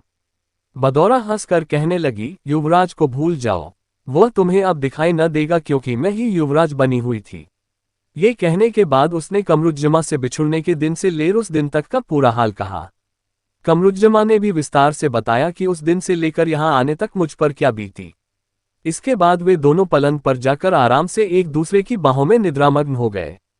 सुबह बदौरा ने नहा धोकर जनानी पोशाक पहनी और अवनी के बादशाह को अपने महल में बुला भेजा। बादशाह को अपने दामाद के बजाय एक सुंदरी को देखकर बड़ा आश्चर्य हुआ। उसने कहा, बेटी, तुम कौन हो और मेरा दामाद कहाँ गया है? बदौरा मुस्कुरा कर बोली, पृथ्वीनाथ, मैं कल तक आपका दामाद और इस राज्य का युवराज थी। आज मैं चीन के बादशाह की बेटी और खलदान देश के राजकुमार की पत्नी हूँ। आप कृपया धैर्यपूर्वक मेरा वृतांत सुने जो बड़ा ही विचित्र है। फिर उसने अपनी कहानी आद्योपांत कही और अंत में कहा, हम सब मुसलमान हैं। हमारे धर्म में कोई भी पुरुष दूसरा विवाह करता है तो उसकी पहली पत्नी के मन में ईर्ष्या जागती है। मैं शहजादे की पहली पत्नी हूँ। मैं स्वयं आपसे प्रार्थना कर रही हूँ कि अपनी बेटी को मेरे पति से ब्याह दें। उसका मेरे साथ जो विवाह हुआ था वह झूठा था। बादशाह को ये सुनकर आश्चर्य हुआ। उसने कमरुज्जमा को देखने की इच्छा की। बदौरा ने उसे लाकर उपस्थित किया। बादशाह उसे देखकर खुश हुआ और बोला, बेटे, अभी तक हम इसे अपना दामाद मानते थे।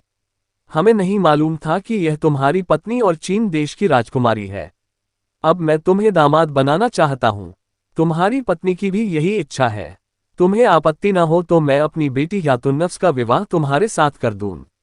तुम उससे शादी करके इस राज्य का शासन संभालो। कमरुज्जमा ने कहा, चाहता तो मैं ये था कि अपने देश को जाऊं, किंतु आपकी और बदौरा की जो इच्छा होगी उसे मैं अवश्य पूरा करूंगा।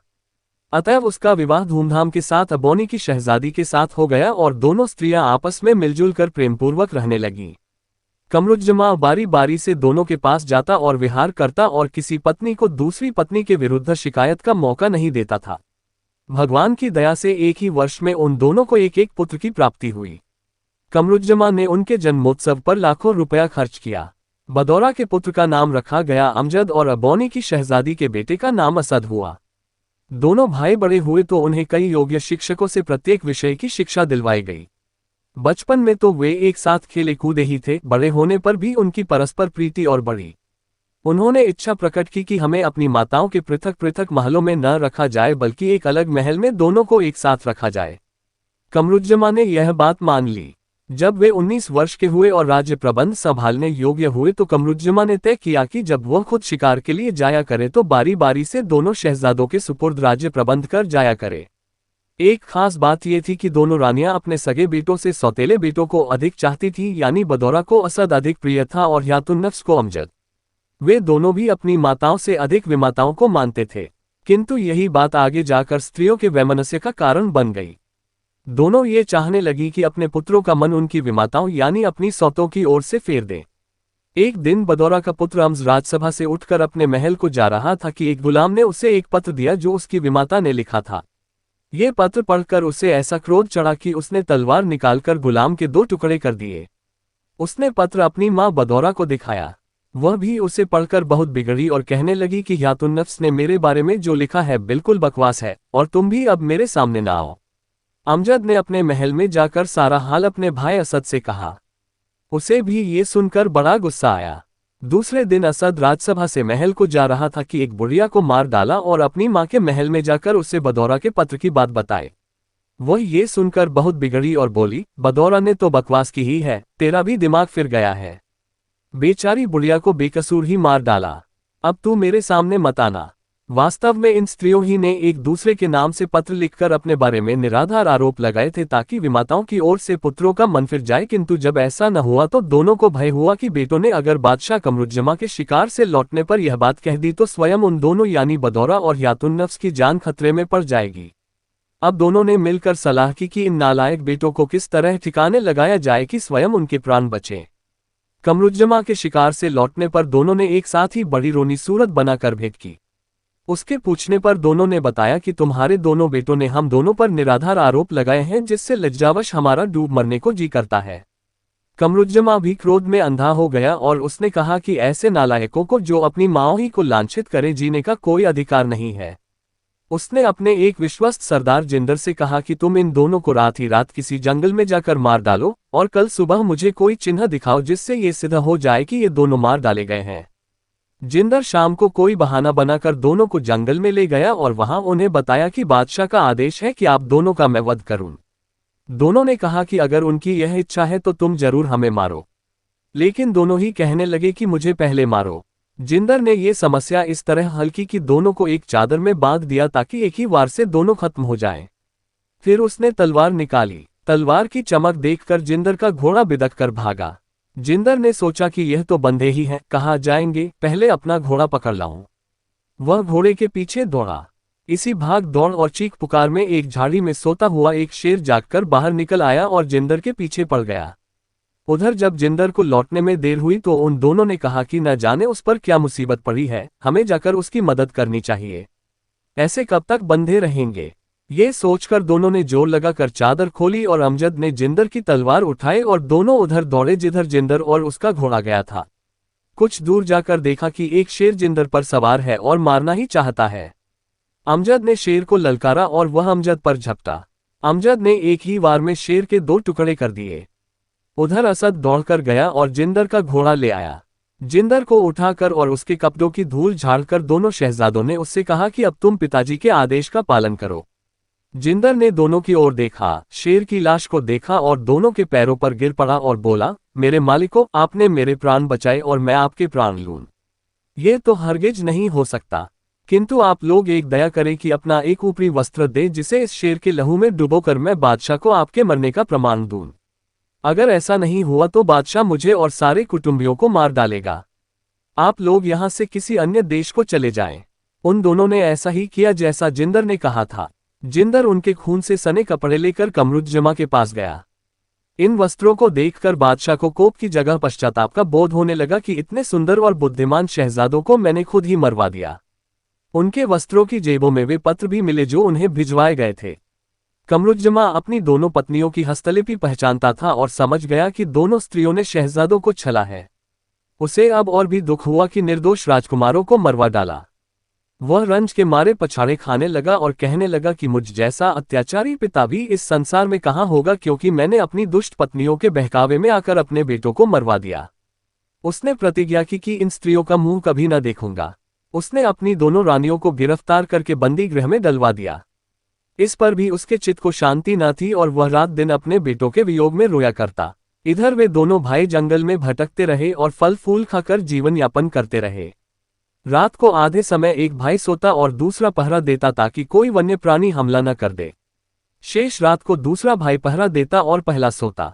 1 मास तक इसी तरह चलते चलते वे एक पहाड़ की तलहटी में पहुंचे।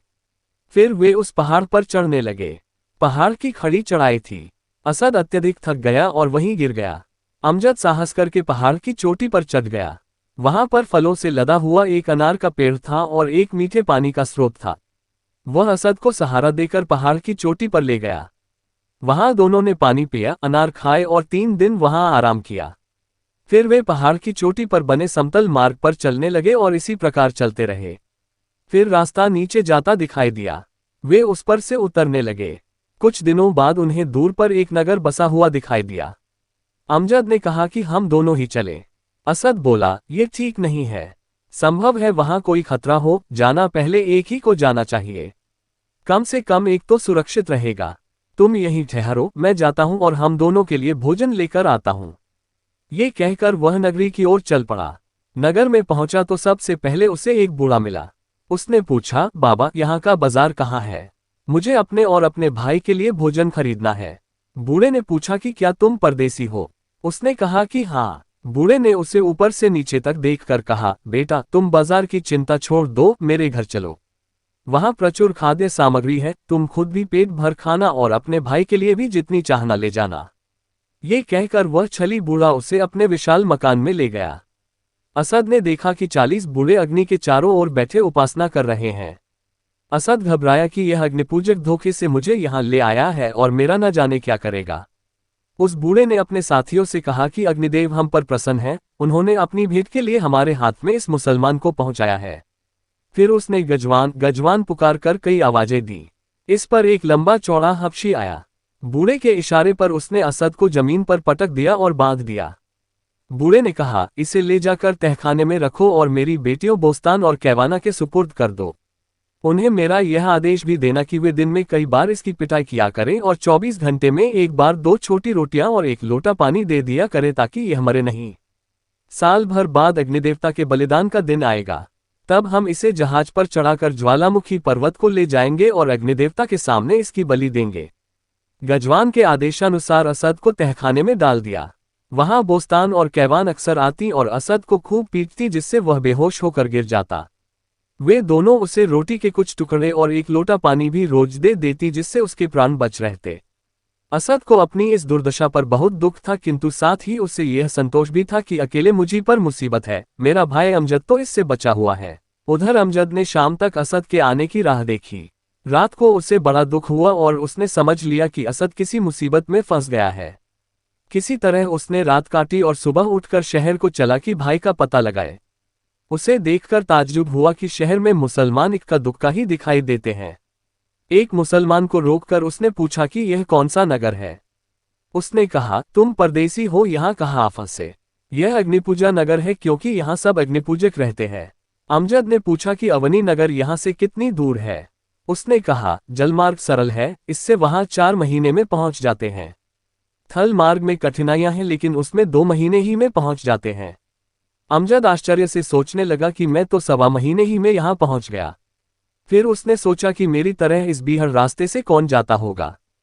सूचना देने वाले को जल्दी थी, वह अपने काम में चला गया। अमजद घूमता फिरता एक दर्जी की दुकान पर पहुंचा। वह भी मुसलमान था। अमजद ने उसे अपनी कठिन यात्रा और अपने भाई के गुम होने की बात कही। दर्जी ने कहा, अगर तुम्हारा भाई किसी अग्निपूजक के हाथ में पड़ गया तो उसकी जान बचना मुश्किल है। तुम खुद अपनी जान की फिक्र करो। वह उसके साथ रहने लगा। 1 महीना इसी प्रकार बीता। अमजद दर्जी का थोड़ा बहुत काम कर दिया करता था। एक दिन वह बाजार में घूम रहा था कि उसे एक अत्यंत रूपवती स्त्री मिली। उस स्त्री ने उसे एक ओर ले जाकर और अपने मुंह से नकाब उठाकर कहा, मेरे प्यारे, तुम किस देश के वासी हो? कब से यहाँ पर हो? इस समय कहाँ जा रहे हो? अमजद उसके सौंदर्य पर मुग्ध हो गया और बोला, जा तो मैं अपने महल को रहा था, किंतु अब तुम जहाँ ले जाओगी वहीं चला चलूंगा। स्त्री ने कहा, मैं प्रतिष्ठित परिवार की स्त्री हूँ। हम लोग अपने प्रेमियों को अपने घर नहीं ले जाते, प्रेमी ही हम लोगों को अपने घर ले जाते हैं। अमजद सोचने लगा कि मैं इसे कहाँ ले जा सकता हूँ, मेरा तो कोई घर ही नहीं है। अगर मैं दर्जी के यहाँ इसे ले जाता हूँ तो वह क्या करेगा? इसलिए उसने स्त्री को कोई उत्तर न दिया और दर्जी के घर की ओर चल पड़ा। किंतु वह निर्लज स्त्री भी उसके पीछे हो ली। अमजद ने सोचा कि इसे भटकाना चाहिए, इसलिए वह गलियों में चक्कर लगाने लगा, किंतु उस स्त्री ने पीछा न छोड़ा। अंततः वह थककर एक गली में ऐसे मकान पर पहुंचा जहां सामने चबूतरे पर चौकियां बिछी थीं। वह थककर एक चौकी पर बैठ गया। स्त्री भी वहीं बैठ गई। स्त्री ने पूछा कि क्या तुम्हारा महल यही है? अमजद फिर चुप रहा। स्त्री बोली, प्रियतम, बाहर क्यों बैठे हो? ताला खोलकर अंदर क्यों नहीं चलते? अमजद ने बहाना बनाया कि महल की ताली मेरे दास के पास है, जो बाजार चला गया है ताकि मेरे लिए भोजन लाए। वह सोचता था कि स्त्री उससे ऊबकर चली जाएगी, किंतु वह वहीं डटी रही। कुछ देर बाद वह कहने लगी, तुम्हारा गुलाम बड़ा लापरवाह आदमी है, इतनी देर तक बाजार से नहीं आया। जब आए तो उसे खूब सजा देना। अमजद ने उससे पीछा छुड़ाने के उद्देश्य से हाँ कर दी। कुछ देर बाद स्त्री दरवाजे पर लगा हुआ ताला तोड़ने लगी। अमजद ने कहा, ताला क्यों तोड़ रही हो? उसने कहा कि आखिर घर तो तुम्हारा ही है, एक ताला खराब हो जाएगा तो कौन बड़ा नुकसान हो जाएगा। अमजद सोचने लगा कि कुछ गड़बड़ी हुई तो ये तो औरत है, इससे कोई कुछ नहीं कहेगा, मुझी को सब लोग पकड़ेंगे। उसने सोचा कि चुपके से चल दे, किंतु वह स्त्री अंदर जाकर फिर बाहर आई और कहने लगी कि तुम अंदर क्यों नहीं चलते? अमजद ने कहा कि मैं अपने गुलाम की प्रतीक्षा कर रहा हूं। उस औरत ने कहा, प्रतीक्षा तो अंदर बैठकर भी हो सकती है, बाहर बैठकर प्रतीक्षा करना क्या जरूरी है? विवश होकर अमजद को अंदर जाना पड़ा। उसने देखा कि मकान बहुत ही साफ सुथरा और लंबा चौड़ा है। दोनों कुछ सीढ़ियां चढ़कर बैठक वाली दालान में गए। वह दालान बहुत साफ सुथरी और सुरम्य वस्तुओं से सजी हुई थी। एक ओर कई सुंदर पात्रों में नाना प्रकार के स्वादिष्ट व्यंजन रखे थे और दूसरी तरफ फलों और मेवों के पात्र थे। एक ओर शीशे की सुराहियों में सुवासित मदिरा भरी थी और मदिरा पान के लिए कई सुंदर प्याले थे। अमजद सोचने लगा कि यह किसी रईस का मकान है और किसी समय भी उसके नौकर चाकर आकर मेरी पिटाई करेंगे।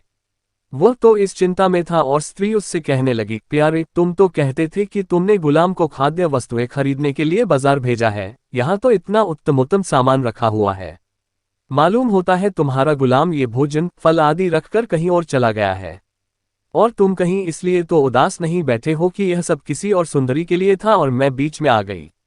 तुम चिंता न करो, मैं उसके आने पर आपत्ति भी न करूंगी और उसे मना भी लूंगी, जिससे तुम्हें कोई परेशानी नहीं होगी। हम तीनों मिलकर आनंद मनाएंगे। अमजद ने हंसकर कहा, कोई और स्त्री नहीं आएगी, लेकिन ये भोजन मेरे खाने योग्य नहीं है। मेरे विश्वासों के अनुसार यह अपवित्र है। मेरा गुलाम मेरे लिए पवित्र भोजन लाता होगा, मैं इसीलिए कुछ खा नहीं रहा हूँ। किंतु वह स्त्री लंबी प्रतीक्षा के लिए तैयार न थी। उसने भोजन करना आरंभ कर दिया। 2-4 ग्रास खाकर उसने शराब का प्याला भर कर पिया और एक प्याला अमजद को दिया। उसने विवश होकर उसे पी लिया। वह ये भी सोचने लगा कि अच्छा हो कि गृहस्वामी के सेवकों के आने के पहले हम लोग खा पी कर चल दे, वरना बड़ी बदनामी होगी। इसलिए वह थोड़ा बहुत जल्दी जल्दी खाने लगा, किंतु वह स्त्री आराम से खा पी रही थी। इतने में घर का मालिक आता दिखाई दिया। स्त्री उसे न देख सकी क्योंकि उसकी पीठ दरवाजे की तरफ थी।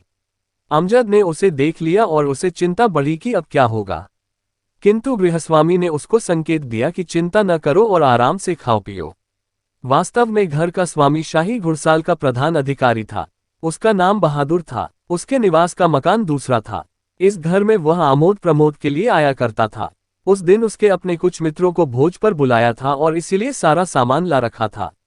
किंतु बाहर से आने पर ताला टूटा देखा और अंदर एक आदमी और एक औरत को मौज मस्ती करते देखा तो छुपकर देखने लगा कि आगे क्या होता है। अमजद लघुशंका के बहाने उठा और बहादुर से आकर धीमे धीमे बात करने लगा।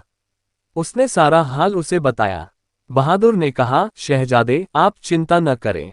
मुझे विश्वास हो गया कि आप निर्दोष हैं। मेरा तो इसके अलावा दूसरा घर है जहां मैं निवास करता हूं और इस घर में कभी कभी आमोद प्रमोद के लिए आता हूं। मैं तो वैसे भी आपका सेवक हूं। मैं कुछ देर में गुलामों के से कपड़े पहन कर आता हूं। आप मुझ पर नाराज हो, बल्कि मुझे मारे भी कि मैंने इतनी देर क्यों लगाई। आप रात भर उस स्त्री के साथ सहवास करें और सवेरे इसे कुछ दे दिलाकर विदा करें। मैं अपने को बड़ा भाग्यशाली मानता हूं कि किसी शहजादे ने मेरे घर पर पधारकर उसे पवित्र किया। आप जाकर रुचिपूर्वक भोजन करें। शहजादा ये सुनकर अंदर आ गया और खाने पीने लगा। बहादुर घर के बाहर गया क्योंकि आमंत्रित मित्र आ पहुंचे थे। उसने उनसे बहाना बनाया कि एक अपरिहार्य कारण से दावत स्थगित करनी पड़ी है। मैं आप लोगों को फिर बुलाऊंगा। आज के लिए आप लोग मुझे क्षमा करें। मित्रगण बाहर ही से वापस लौट गए। इधर बहादुर गुलामों जैसे कपड़े पहनकर आया और शहजादे के पैरों पर गिरकर क्षमा प्रार्थना करने लगा।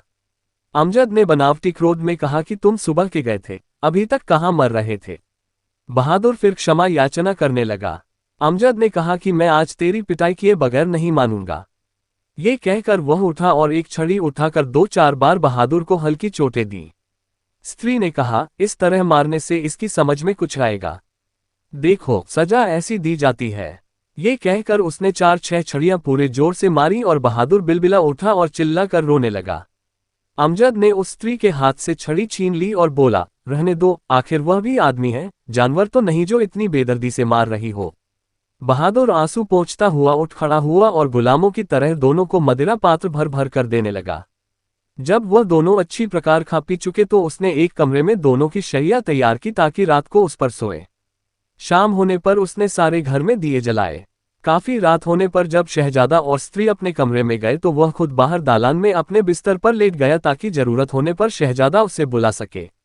दुर्भाग्यवश बहादुर सोते समय बड़े जोर से खर्राटे भरता था। स्त्री को असुविधा हुई तो उसने कहा कि तुम अभी जाकर उस बदतमीज गुलाम का सिर काटो, वह तो रात भर सोने नहीं देगा। अमजद ने समझा कि वह नशे में बहक कर ऐसा कह रही है। वह बोला, खर्राटे भरना तो ऐसा अपराध नहीं है जिस पर किसी की गर्दन मारी जाए। मुझे तो पहले ही उस पर तरस आ रहा है कि तुमने उसे ऐसी क्रूरता से मारा। वह बोली, तुम्हें मेरा ज्यादा ख्याल है या एक तुच्छ गुलाम का? मैं दिल से चाहती हूं कि उसे मार डाला जाए। आखिर एक गुलाम ही तो है। अगर तुम नहीं मारते तो मैं खुद जाकर उसकी गर्दन अलग करती हूं। अमजद ने सोचा कि किसी तरह बहादुर की जान तो बचानी ही चाहिए। उसने कहा कि तुम्हारी यही जिद है तो यही सही, लेकिन वह मेरा गुलाम है, उसे मैं ही मारूंगा, तुम नहीं। ये कहकर उसने स्त्री के हाथ से तलवार ले ली। स्त्री उसके आगे आगे ये देखने को चली कि अमजद वास्तव में उसे मारता है या यूं ही छोड़ देता है। सोते हुए बहादुर के पास पहुंचकर अमजद ने तलवार निकाली और 2 कदम पीछे हटकर बहादुर के बजाय उस स्त्री की गर्दन पर ऐसा शक्तिशाली प्रहार किया कि उसकी लाश 2 टुकड़े होकर जमीन पर गिर पड़ी। बहादुर इस शब्द से चौंक कर जागा तो देखा कि शहजादे के हाथ में खून से सनी तलवार है और स्त्री के शरीर के दोनों टुकड़े तड़प रहे हैं। उसने आश्चर्य से पूछा कि आपने इसे क्यों ऐसी सजा दी? अमजद ने कहा, अगर मैं इसे ना मारता तो तुम्हारी जान किसी तरह नहीं बच सकती थी। इसके बाद उसने बताया कि वह क्या जिद कर रही थी। बहादुर ने शहजादे के पांव पर सिर रख दिया और कहा, आप बड़े कृपालु हैं, आप ही के कारण मैं इस निर्लज कुल्टा के हाथ से मरते मरते बचा। अब मैं इसकी लाश ले जाकर अंधेरे में कहीं फेंक आता हूं। दिन निकलने पर यह लाश यहां पाई गई तो बड़ा झंझट होगा। उसने ये भी कहा, खतरा अब भी है, इसलिए मैं अपनी सारी संपत्ति का उत्तराधिकार आपको लिखे देता हूं। इस स्त्री के गहने आदि तो आप ले ही लीजिए। अगर मैं सूर्योदय तक इस लाश को ठिकाने लगा कर आ गया तो ठीक है, वरना समझ लेना कि मैं पकड़ा गया। ये कहकर वह एक चादर में लाश बांध कर ले चला। रास्ते में उसे दुर्भाग्यवश पुलिस की गश्त मिल गई। सिपाहियों ने गठरी खुलवा कर देखा तो लाश पाए। वह बहादुर को लाश की गठरी समेत थाने में ले गए और प्रमुख अधिकारी से बोले कि यह गुलाम इस स्त्री को मार कर फेंकने के लिए ले जा रहा था। प्रमुख अधिकारी गुलामों के वेश में भी अश्वशाला के प्रमुख को पहचान गया। उसने तय किया कि मुझे खुद इसे सजा देने के बजाय बादशाह के सामने पेश करना ठीक रहेगा। उसने रात भर बहादुर को मई लाश के अपने घर में बंद रखा और सुबह दोनों को बादशाह के सामने पेश कर दिया। बादशाह को यह देखकर बड़ा क्रोध आया। उसने बहादुर से कहा, तू कितना बेशर्म है, इतना बड़ा अधिकारी होकर भी इस प्रकार निरपराधों की हत्या करता है। तुझे तो जीने का बिल्कुल अधिकार नहीं है। ये कहकर उसने पुलिस अधिकारी से कहा कि इसे चौराहे पर फांसी की टिकटी लगाकर आज ही फांसी दी जाए। प्रमुख पुलिस अधिकारी ने सारे शहर में मुनादी करवा दी कि एक अपरिचित स्त्री को मारने के अपराध में शाही घुड़साल के मुख्याधिकारी को फला चौराहे पर फांसी दी जाएगी। अमजद ने यह मुनादी सुनी तो समझ गया कि बहादुर पकड़ा गया है और फांसी चढ़ाया जाने वाला है। वह फौरन फांसी वाले चौराहे पर चला गया। उसने पुलिस अधिकारी से कहा, अपराधी यह आदमी नहीं है, मैं हूं। मैंने उस स्त्री को मारा है क्योंकि वह इसे मारना चाहती थी। ये कहकर उसने पिछले दिन का सारा किस्सा पुलिस अधिकारी को सुनाया। उसने दोबारा बहादुर और अमजद को मई लाश के बादशाह के सामने पेश कर दिया। बादशाह ने अमजद से सारा किस्सा सुनकर पूछा कि तुम कौन हो और कहां से आए हो। उसने अपनी सारी कहानी पिता द्वारा मृत्यु दंड मिलने, भटकते हुए यहां आने और 2 दिन पहले छोटे भाई के लापता होने की बात सुनाई। बादशाह ने कहा, इस स्त्री को मारकर तुमने अच्छा किया, मैं तुम्हें इसके लिए दंड नहीं दूंगा।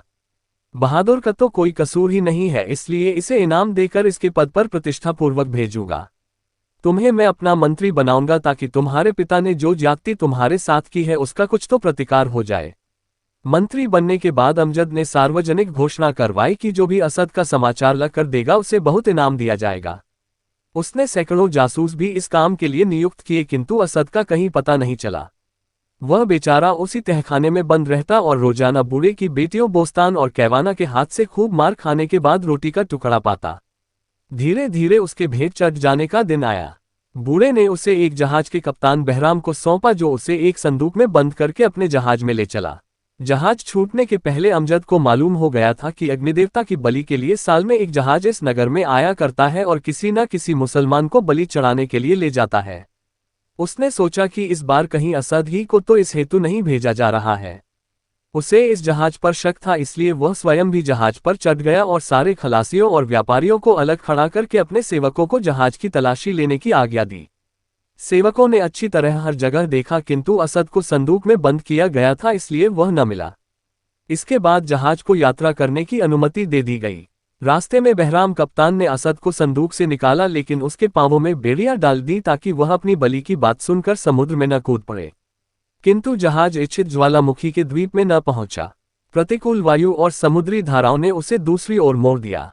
कुछ दिनों बाद भूमि दिखाई दी, किंतु जब कप्तान बहराम ने पहचाना कि यह कौन सा देश है तो वह बहुत घबराया। ये भूमि एक मुसलमान रानी मर्जीना का राज्य था। वह अग्निपूजकों की घोर शत्रु थी। वह अपने देश में किसी अग्निपूजक को नहीं रहने देती थी, बल्कि उनका कोई जहाज भी अपने बंदरगाहों में नहीं आने देती थी। जहाज वहां के तट पर पहुंचा तो बहराम ने अपने साथियों से कहा, यदि मर्जीना के सिपाही जहाज पर इस कैदी को बेड़ियों में देखेंगे तो मर्जीना जहाज को लुटवा देगी और हम सब लोगों को मरवा डालेगी। इसलिए इस आदमी की बेड़ियां काट दो और इसे नौकरों जैसे कपड़े पहना दो। मैं इसी के हाथ से रानी को रत्नादि की भेंट दिलाऊंगा ताकि रानी भी प्रसन्न हो और यह भी समझे कि मुझे बलि नहीं चढ़ाया जाएगा। जहाज के लोगों को कप्तान का यह उपाय पसंद आया, क्योंकि इसके अलावा और किसी प्रकार रानी के कोप से बचा ही नहीं जा सकता था। असद की बेड़ियां काट दी गईं और उसे दासों जैसे सफेद कपड़े पहनाए गए। उन लोगों ने उसे बढ़िया खाना खिलाया और झूठा आश्वासन दिया कि यहां से निकलकर हम तुम्हें तुम्हारे देश में पहुंचा देंगे। लेकिन उन्होंने ये भी कहा कि उस बुढ़े के घर पर तुमसे जो दुर्व्यवहार हुआ है वह किसी को न बताना, वरना हम लोग तुम्हें जीता न छोड़ेंगे। उन्होंने हर तरह की खुशामद और धमकी से काम लिया। असद ने भी देखा कि उनकी बात को अस्वीकार करने में कोई लाभ नहीं है। उसने मान लिया कि मैं किसी से कुछ नहीं कहूंगा। अब जहाज ने मर्जीना के बंदरगाह में लंगर डाला। मर्जीना का बाग समुद्र तट पर था और वह उस समय अपने बाग की सैर कर रही थी। उसने अग्निपूजकों का जहाज देखा तो अपने सिपाही भेजे और कुछ देर में स्वयं समुद्र तट पर आ गई। कप्तान बहराम असद के हाथ भेंट वस्तुएं लेकर उसके पास गया और झुककर सलाम करने के बाद कहा कि हम प्रतिकूल वायु और समुद्र धाराओं से विवश होकर आपके बंदरगाह पर टिके हैं। हम लोग व्यापारी हैं और दासों का व्यापार करते हैं। हमारे और दास तो बिक गए और सिर्फ ये बचा है। ये पढ़ा लिखा है इसलिए हमने इसे हिसाब किताब लिखने के लिए रख लिया है। मर्जीना असद के रूप पर मुग्ध हो गई। उसने कहा, तुम अपनी सभी भेंट वस्तुएं अपने पास रखो, केवल इस दास को मुझे दे दो। तुम इसका जो भी मूल्य मांगोगे वह मैं दे दूंगी। ये कहकर वह बहराम के उत्तर की प्रतीक्षा किए बगैर ही असद के हाथ में हाथ डालकर बाग में घूमने लगी। कुछ देर बाद उसने असद से पूछा कि तुम्हारा नाम क्या है। असद ने आंसू भर कर कहा, मलिका, मैं अपना कौन सा नाम बताऊं। कुछ महीने पहले तक मेरा नाम असद था और मैं अवनी का शहजादा था। अब मेरा नाम कुर्बानी आतिश रखा गया है क्योंकि यह अग्निपूजक मुझे अपने देवता के सामने बलि देने के लिए जा रहे हैं। मर्जीना यह वृतांत सुनकर आग बबूला हो गई। उसने बहराम को बुलाकर बहुत गालियां सुनाई और कहा, नीच कमीने, तूने मुझसे इतना बड़ा झूठ बोला।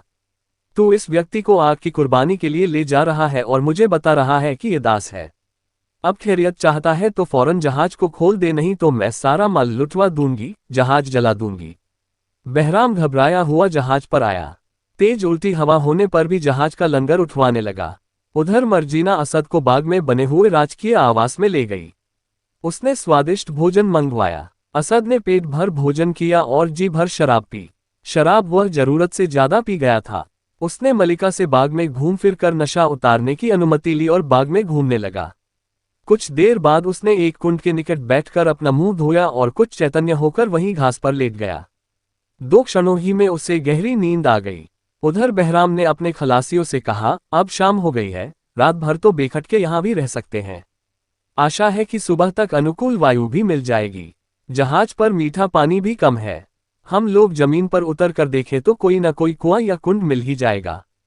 पानी लाकर हम सुबह होने के पहले ही जहाज खोल देंगे। खलासी लोग जल की खोज में निकले तो उन्हें याद आया कि रानी मर्जीना के बाग में मीठे पानी का एक बड़ा कुंड देखा था। वे वहां आए। सोते हुए असद को उन्होंने पहचान लिया और उसे अकेला पाकर बहुत खुश हुए। उन्होंने अपने सारे बर्तनों में पानी भरा और धीरे से असद को उठाकर जहाज पर पहुंचा दिया।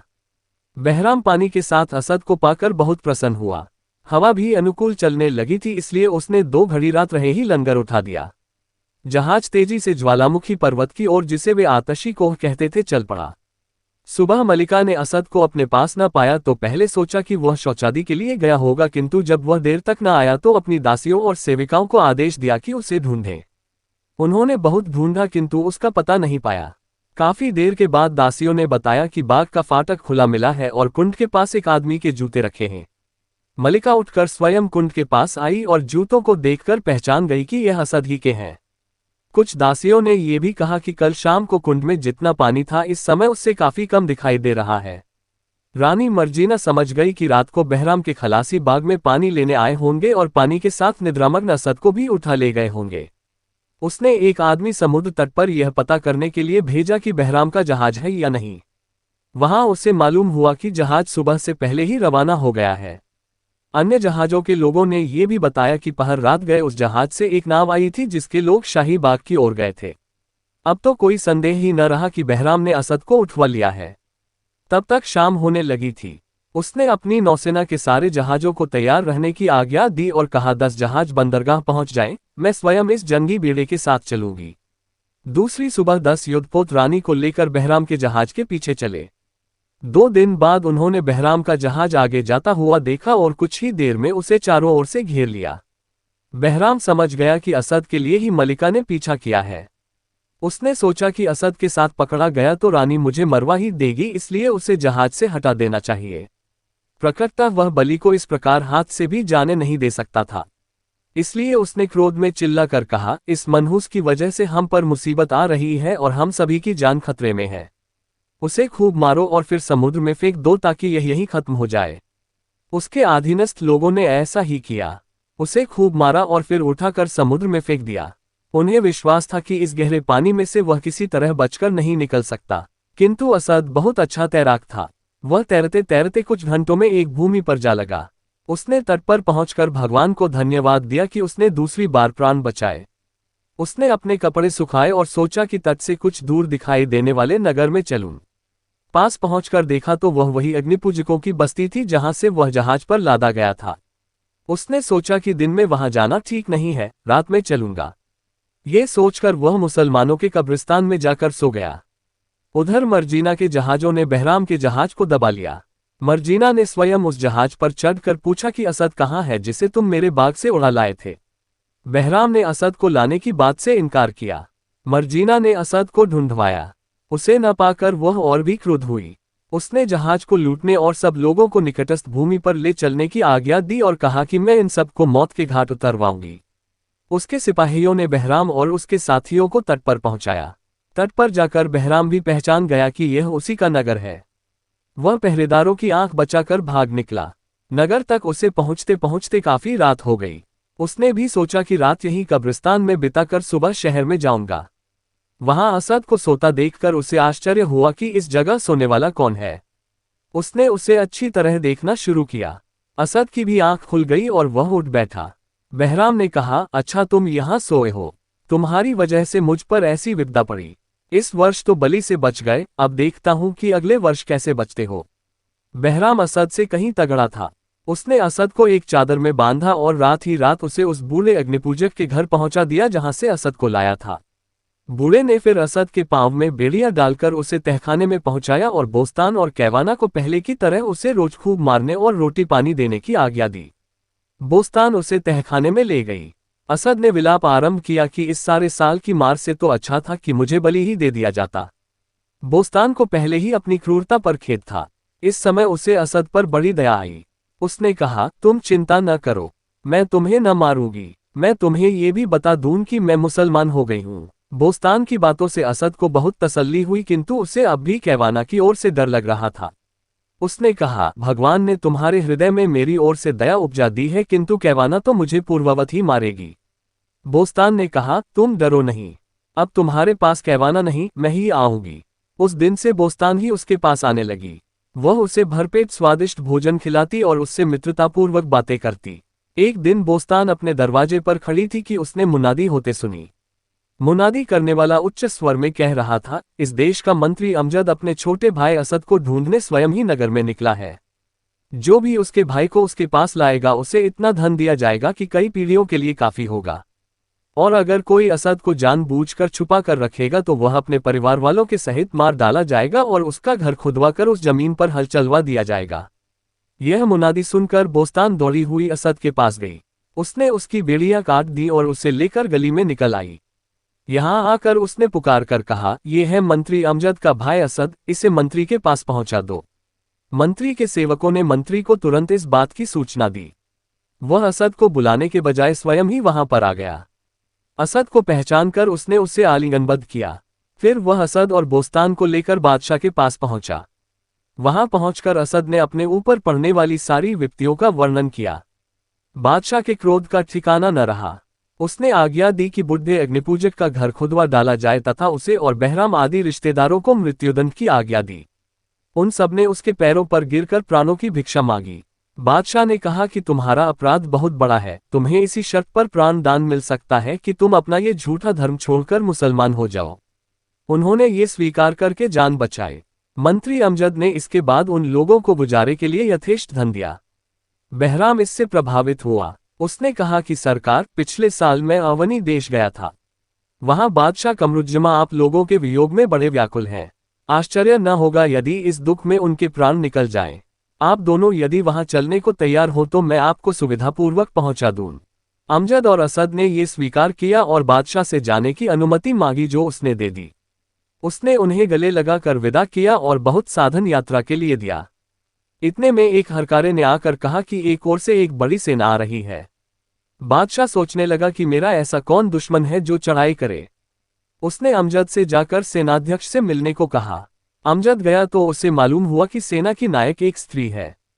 उसने उससे भेंट कर उससे पूछा कि आप युद्ध का इरादा लेकर आई हैं या मैत्री का। उसने कहा, मैं युद्ध करने नहीं आई हूं। यहाँ का बहराम नामी कप्तान मेरे दास असद को चुरा लाया है। मैं उसी को लेने आई हूं। मेरा नाम मर्जीना है। यदि आप असद को मुझे वापस दिलाने में सहायक हो तो आपकी आभारी होंगी। अमजद ने कहा, आपका दास असद मेरा छोटा भाई है। मैं यहाँ का मंत्री हूँ। आप कृपया चलकर हमारे बादशाह से भेंट करें। वे असद को आपकी सेवा में दे देंगे। मर्जीना ये सुनकर बहुत प्रसन्न हुई और सारी सेना वहीं छोड़कर कुछ अंगरक्षकों को साथ लेकर अमजद के साथ बादशाह के पास आने लगी। इसी बीच एक और हरकारे ने आकर कहा कि दूसरी दिशा से एक और सेना आ रही है। बादशाह फिर चिंतित हुआ। उसने अमजद को इस सेना का हाल जानने के लिए भेजा। अमजद कुछ सिपाहियों के साथ गया और फौज के एक सरदार से कहा कि मैं यहाँ का मंत्री हूँ, मुझे अपने बादशाह के पास ले चलो। बादशाह के पास जाकर उसने पूछा कि आप अगर युद्ध के लिए आए हैं तो ये भी बताए कि हमसे क्यों युद्ध करना चाहते हैं। बादशाह ने कहा, मैं युद्ध करने नहीं आया। मैं चीन का बादशाह गौर हूँ। मेरी बेटी बदौरा और दामाद कमरुज्जमा बहुत दिनों से लापता हैं। मैं उन्हें ढूंढने निकला हूँ। अमजद ने उसके पांव चूमकर कहा, आप मेरे नाना हैं।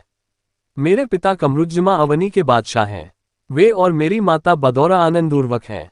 बादशाह गौर ने उसे सीने से लगाया और उसे देर तक प्यार करता रहा। वह अमजद की सारी पिछली आपदाओं को सुनकर बहुत दुखी हुआ। उसने अमजद को तसल्ली दी और कहा कि मैं स्वयं वहां तुम्हें ले जाकर तुम दोनों का मेल करवा दूंगा। अमजद ने विदा होकर अपने स्वामी को उसका हाल बताया। उसे आश्चर्य हुआ कि चीन के सम्राट जैसा प्रतापी आदमी बेटी दामाद की तलाश में भटक रहा है। उसने अपने कर्मचारियों को आज्ञा दी कि चीन के सम्राट की पूरी तरह अभ्यर्थना की जाए।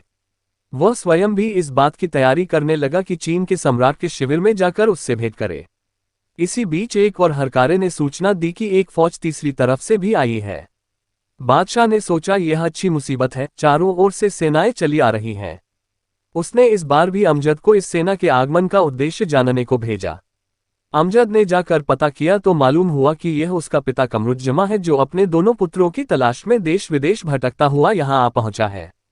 उसे मालूम हुआ कि पहले तो अपनी रानियों के षड्यंत्र में फंसकर उसने बेटों के वध की आज्ञा दे दी थी, किंतु बाद में उसे इतना पछतावा हुआ कि वह प्राण त्याग करने के लिए तैयार हो गया।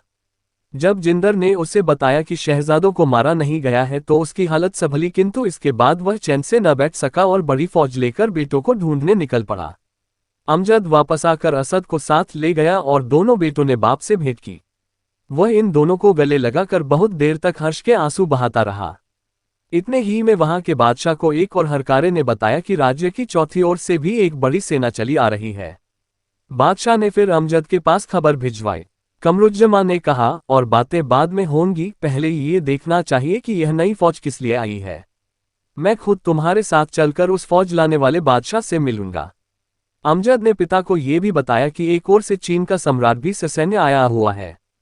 कमरुज्जमा ये सुनकर खुश हुआ और बोला कि चलो, रास्ते में हम लोग तुम्हारे नाना से भी मिलते चलेंगे। चीन के सम्राट से संक्षिप्त रूप से भेंट करने के बाद कमरुज्जमा और उसके दोनों बेटे उस तरफ गए जहां चौथी फौज ने पड़ाव डाला था। पास पहुंचने पर अमजद आगे बढ़कर गया। संयोग से उसकी पहली ही भेंट इस फौज के बादशाह के मंत्री के साथ हुई। उसने पूछा, आप लोग तो मुसलमान हैं, इस देश में जहां मुख्यतः अग्निपूजक रहते हैं, क्या करने आए हैं? उस मंत्री ने कहा, हम लोग खलदान देश से आए हैं। हमारे बादशाह का बेटा कमरुज्जमा 20 वर्ष से अधिक समय से लापता है। हमारे बादशाह उसी की खोज में भटक रहे हैं। अगर आप लोगों ने कमरुज्जमा का कुछ हाल सुना हो तो बताएं, आपकी बड़ी कृपा होगी। अमजद ने हंसकर कहा, आप कमरुज्जमा का समाचार पूछ रहे हैं? मैं स्वयं कमरुज्जमा को यहाँ लिए आता हूँ। आप बादशाह से हम लोगों की भेंट का प्रबंध कराए। इधर मंत्री अपने बादशाह को ये समाचार देने गया, उधर अमजद ने जाकर अपने बाप से कहा कि आपके पिता आपकी खोज में यहाँ तक आए हैं और यह फौज उन्हीं की है। कमरुज्जमा ने स्वप्न में भी नहीं सोचा था कि पिता से भेंट होगी, और वह भी इतने आकस्मिक ढंग से। वह भावातिरेक से मूर्छित हो गया। जब वह सचेत हुआ तो बेटे को साथ लेकर पिता से मिलने चल पड़ा और उसके पास जाकर उसके पैरों पर गिर पड़ा।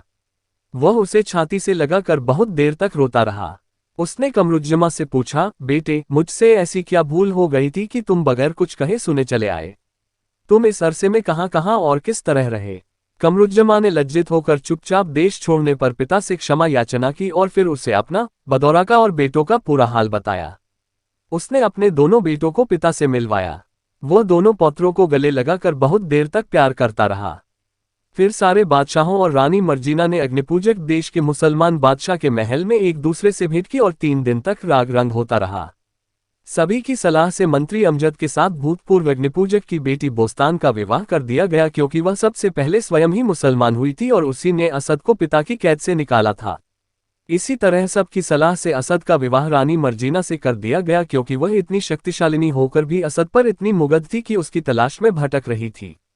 असद अपनी पत्नी के साथ चला गया। अमजद को वहां के बादशाह ने अपना राजपाट सौंप दिया। इस सारे वृतांत का ये प्रभाव पड़ा कि उस देश के अधिकतर अग्निपूजक अपना पुराना धर्म छोड़कर मुसलमान हो गए। चीन का सम्राट, खलदान का बादशाह और कमरुज्जमा उस देश के बादशाह की दी हुई बहुमूल्य भेंटें स्वीकार करने के बाद अपने अपने देशों की ओर रवाना हो गए। शहरजाद ने ये कहानी खत्म की तो दुनियाजाद ने कहा, दीदी तुमने बहुत ही अच्छी कहानी सुनाई। मैं चाहती हूं कि और भी ऐसी कहानियां सुनूं। शहरजाद बोली, यदि मुझे आज प्राणदंड न दिया गया तो कल नूरुद्दीन और फारस देश की दासी की सुंदर कथा सुनाऊंगी। बादशाह शहरयार ने इस कहानी के लालच में उस दिन भी शहरजाद का प्राणदंड स्थगित कर दिया।